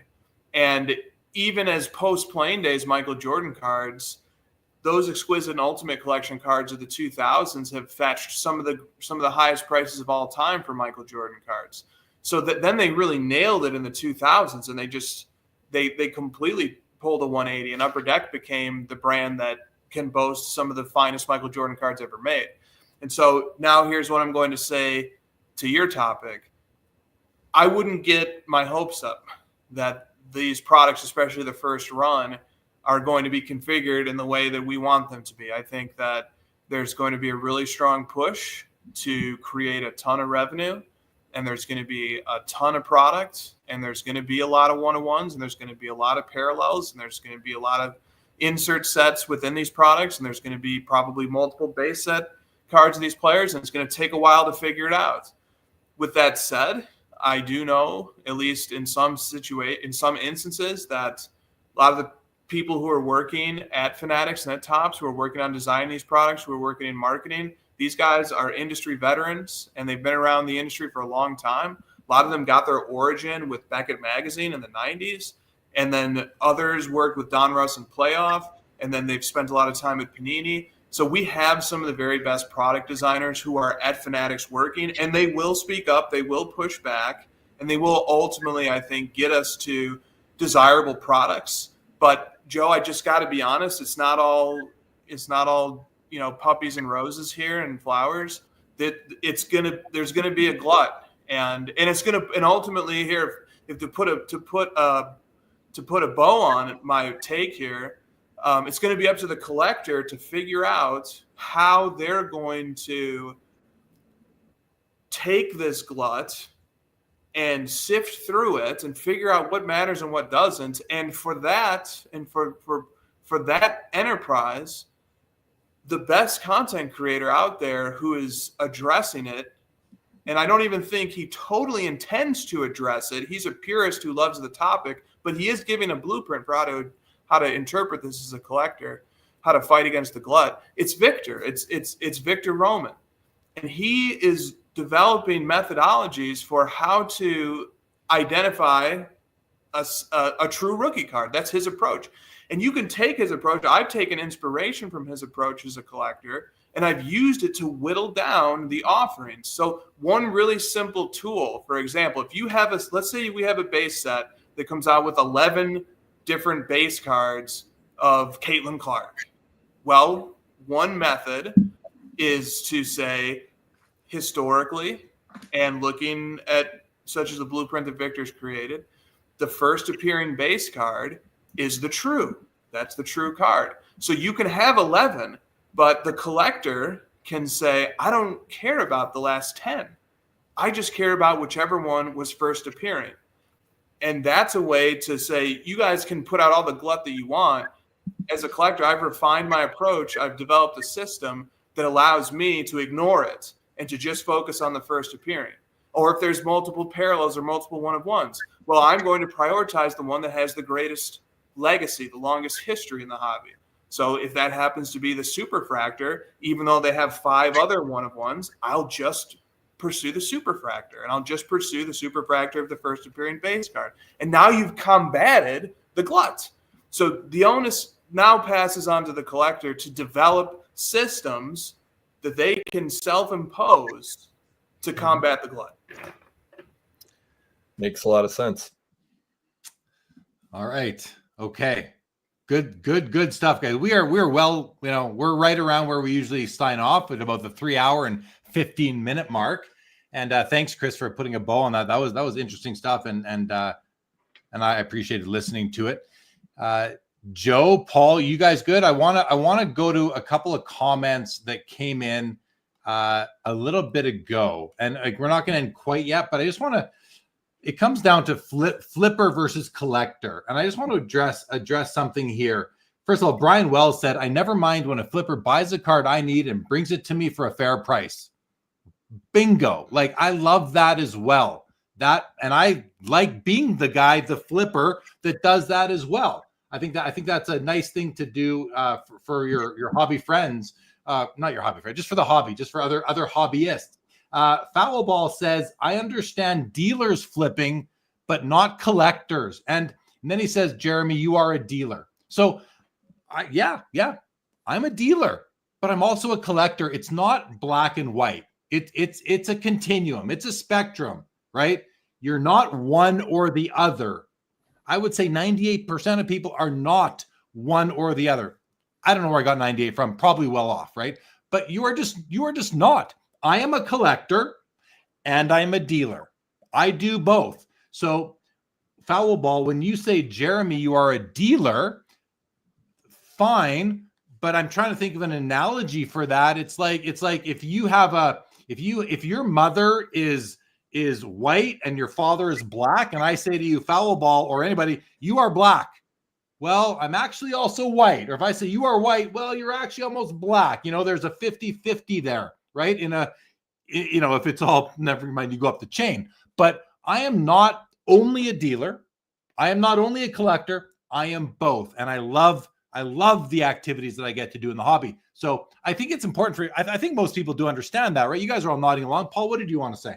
Yeah, I just think that to kind of break it down from my perspective for Foul Ball and for anyone else who might be kind of wondering about this, like, to me, I just break it down as like a lot of people flip to fund their PC. Like they have a PC and they need money for their PC because there's other expenses in life and maybe they have a family, whatever. And they see an opportunity to make money flipping sports cards and then take that money to put against the card that they want. And like, I think you can be, I agree with Jeremy. You can be all of these things, right? Because I'm not a collector, but I identify as a flipper. Like I make money flipping sports cards. That's what I do. That's what drives me. I also maintain that, and I can elaborate on this if anybody wants me to, but I maintain that really the only difference between me and a collector is that I don't hold the cards long term. I still love the cards. I love the process of getting a card, the transaction, the interactions. I just don't hold the card long term. I just don't want to. So I'd rather have it go to somebody who wants it. And yeah, I'd like to make a profit in the process. Now, I think anybody can set up as a dealer at a card show. I think that you have to, Jeremy, question for you. For me, I have to put on a different hat when I set up as a dealer at a card show, because to me, that's a little bit different, because you need to figure out like what your goals are as a dealer. like you said a minute ago that you wanted to have I don't mean to like put words in your mouth, but you said a minute ago, like you wanted to fill out your dollar boxes because you were willing to fill out your dollar boxes and get extra inventory because you wanted to maximize the amount of interactions that you would have with people. And that's a specific goal for that card show. So I think anyone can be a dealer. And I definitely see how collectors are flippers and flippers are collectors. For me personally, I just don't hold the cards long term. I just don't want to. I'm kind of a minimalist. So that's my thing. And I mean, I don't need to put on a different hat when I go to a card show set up as a vendor because I'm in my element at card shows. It's probably my favorite place to be in the world. I just love it. But yeah, and I'm not usually a dollar box guy, but that's where I'm going to meet more people. You know, I already know all the people at the card shows I go to, well, most of them anyway, who are going to be, you know, buying the $50 to $5,000 cards, but it's that cheaper stuff that will expose me to more people. I also want to help make some money to bring down my travel costs and all that. Like, I'm not going to pretend like I don't want. I think you accidentally muted yourself. Jeremy, sorry, like just Jeff Eklund's question or Jeff Eklund's comment kind of like hit me real quick. Use the correct language. Don't say you want a card for your collection if you really want it for your inventory. Oh, but his comment is fair. But it's funny. Like I have boxes in my here. This box says traders. This is also inventory. This is all my inventory right now. Every other box I have 2, 4, 5, 6. You know, whatever else I have. That's my collection.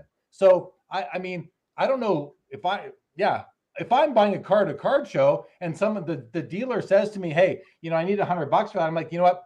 I can't pay 100 because I'm not buying it. This is a card I would move. So I just can't pay that. So thanks anyway. I'm not going to grind you, you know, but if it's for me, it's different. But anyway, that comment is this is a very simple. I have no issues with that comment. But what were you going to say about it, Paul? Well, I was just going to ask you, like, don't you guys change your mind though? Sometimes like, so I would say to Jeff, like, I get it, but I would say that's kind of an example of just maybe being a little bit too hard on people. Like, I don't know. I just think, I think it's fair to say that like they could switch from your collection to your inventory. Like, I just don't see the point in that.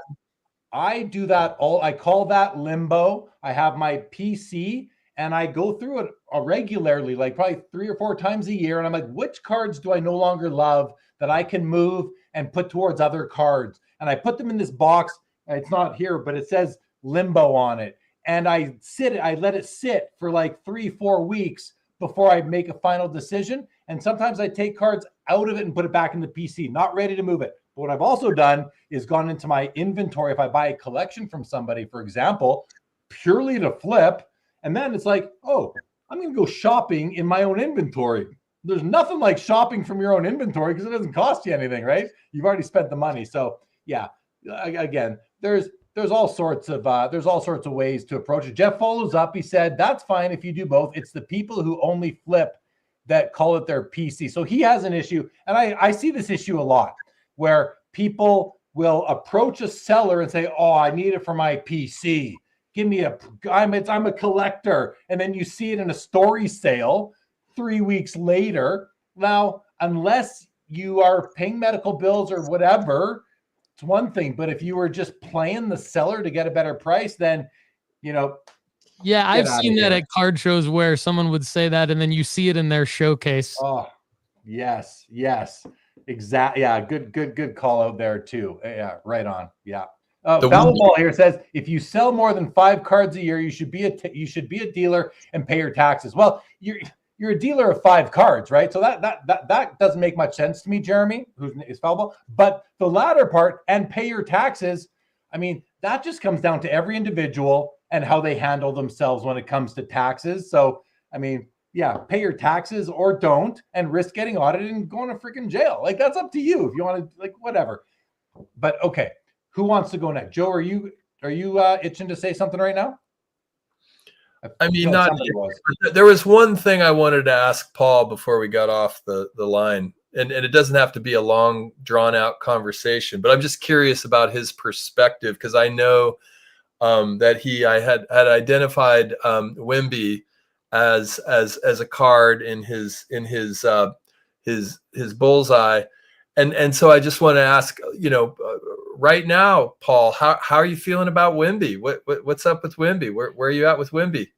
Yeah, thanks for asking, man. So what Joe's talking about is I identified 5 players that I was going to buy in 2025, and that's it. Just 5 players. I announced it on the Sports Card Strategy Show. I did give myself 2 hall passes that were very specific, but my 5 players are Caitlin Clark, Shohei Ohtani, Michael Jordan, Victor Wembanyama, and Arch Manning. And then my 2 hall passes are specifically print-on-demand cards for Cooper Flagg and Shedeur Sanders. Now, the thing about Wembanyama, Joe's question, I got a lot of questions from Sports Card Strategy listeners as well on what are you going to do about Victor Wembanyama? Are you going to stop buying him since he's injured? Well, one of the things that I learned early on is the worst time to buy into a player typically, and it always depends on the card. It always depends on the card. But the worst time to buy into a player is when they're hot, right? Like when their cards are up. Now, typically when a player gets injured, their cards after a while go down. And if you can buy the right card for that player at the right time, you then set yourself up to make money at what I call a selling marker. And a selling marker would be when that player returns from injury. So having said all that, I'm actually licking my chop. I hate that Victor Wembanyama got injured, but I'm licking my chops at the buying opportunity that I believe there will be over the next probably 5 or 6 months before a selling marker would be when he comes back in October. I believe that his prices will go back up. So it's always going to depend on the card. But Victor Wembanyama, I believe, is one of the right players, generational talent, tons of hype. He's already performed very well. I know that this injury on the worst case scenario could be Chris Bosh, but I don't believe that will happen. I'm excited to buy into Victor Wembanyama over the next several months, and then hopefully see the cards that I buy, their prices rise as the next NBA season starts. So we'll see. But that's my answer, Joe. But thanks for asking. No, yeah, that's good. And then if I could really quickly get Hoge's perspective. Hoge, were you surprised on the Nebula 1 of 1 Victor going for, what was it, 860 or something like that? Was that surprising to you, or do you just think that that's somebody making kind of in line with what Paul was saying, the evaluation that overall the health situation won't be that big of a deal? Well, post announcement of the clotting, the card gained $400,000 in bids. So there were some really active bidders after that news had fully saturated. Something interesting sometimes happens in the very early goings of players' careers, especially when they are as gifted as Victor Wembanyama and they are as hyped up as Wembanyama. Whether it's getting knocked out of the playoffs or having a season end prematurely due to an injury, sometimes that actually generates more buying activity and more excitement than if the player was just sort of bopping along and putting up his 25, 12, and 4 every night and just sort of doing what was expected. When we're constantly confronted with the actuality, with the reality of a player's production, it almost can become boring or dull. But when a player is out, our imaginations can run wild. And we can go back to predicting and hoping and prophesying. I don't know if that's the right way to say that. Predicting corners, seeing around corners. Yeah, a lot of people did that with Ja Morant too, and it is fun. I agree, Chris. Yeah, so like there's almost, it wouldn't shock me if we looked at Victor Wembanyama's some of the prices of some of his more commonly transacted cards or an index of Wembanyama cards, and it actually was up from the date of the announcement of the injury to, let's say, the first game of the upcoming season. Wow. Right on. Thank you for that little segue, Jay Lee. I know you're not the ultra modern basketball guy, but thanks for indulging me and asking these guys a little bit. It's all good. I was looking at Instagram where we got, one person right now, but there's been lots of comments there and I never go to them. I just forget, but Mass Productions, who who made the comment. He goes, Hoj big timing us with his fireplace now. And I was like, that just made me laugh when I saw that one a little bit earlier. But Palmetto, Poles, T-Hall, bunch of people that were in there. I'm guessing they're not in there anymore. I see a few people on Instagram right now. Hello to all of you. Feel free to come over to the YouTube chat if that's your thing. I want to say hello to Mr. Thorson Collectibles, who I got to see him at the show in Winnipeg last weekend. And so I've got 61 comments that have come through that I have not addressed that are like flagged for, I'm not going to get to them. But I just want you guys to know that you guys have been on fire tonight in the chat. We're going to wrap up. We're 3.5 hours now, guys. So we're just going to stop. We're going to stop here. And unfortunately, but we're going to do this again. We're going to do this again on next Saturday and the Saturday after that, and pretty much every Saturday, unless I'm traveling to a card show. We're going to keep on doing this. Joe's going to be there. Chris is going to be there, bat and clean up when he can. And we're going to have you back, Paul Hickey, because I think you brought some great discourse to the show tonight. And I think we've all enjoyed having you here. So thank you for your time tonight and your friendship since I met you the very first time at the very first Mint Collective. I think it was me and Joe were trying to figure out what year the first one was. Was it 21 or 22? The first one? Who remembers?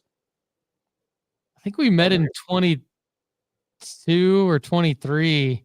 The first one was 23. It was the 20. The first one was 22, maybe. Was it the first? I think it was the first one. Well, in any event, it's been, enjoy having you on the show tonight. Thank you so much. Thank you for coming on. Chris and Joe, always just you guys know, don't need to say much more to you guys because GC says, where's Stiff? Yeah, where's Stiff Arm Wax? That guy, I need more Stiff Arm Wax in my life, Chris. I don't know. Stiff. Jeremy, why don't you ask Stiff if he'll be a guest one of these weeks? I don't know. No, I'm just kidding. Yeah, for sure. we will get Stiff on the show. Foulball says collecting is not a scam. There we go. Thank you, Michael. Great night of Sports Cards Live. Chat, you rule. Appreciate that. Yeah, not cleanup. Hoj is the closer. Thank you, Carvin. He's all of those things for sure. GC, thanks for being here. Mark Santucci, appreciate you. Bob Boozle, the Hall of Fame comment tonight. Thank you, David Chase. Call me a legend. I appreciate you being here. Yitz, good to see you. I saw you earlier.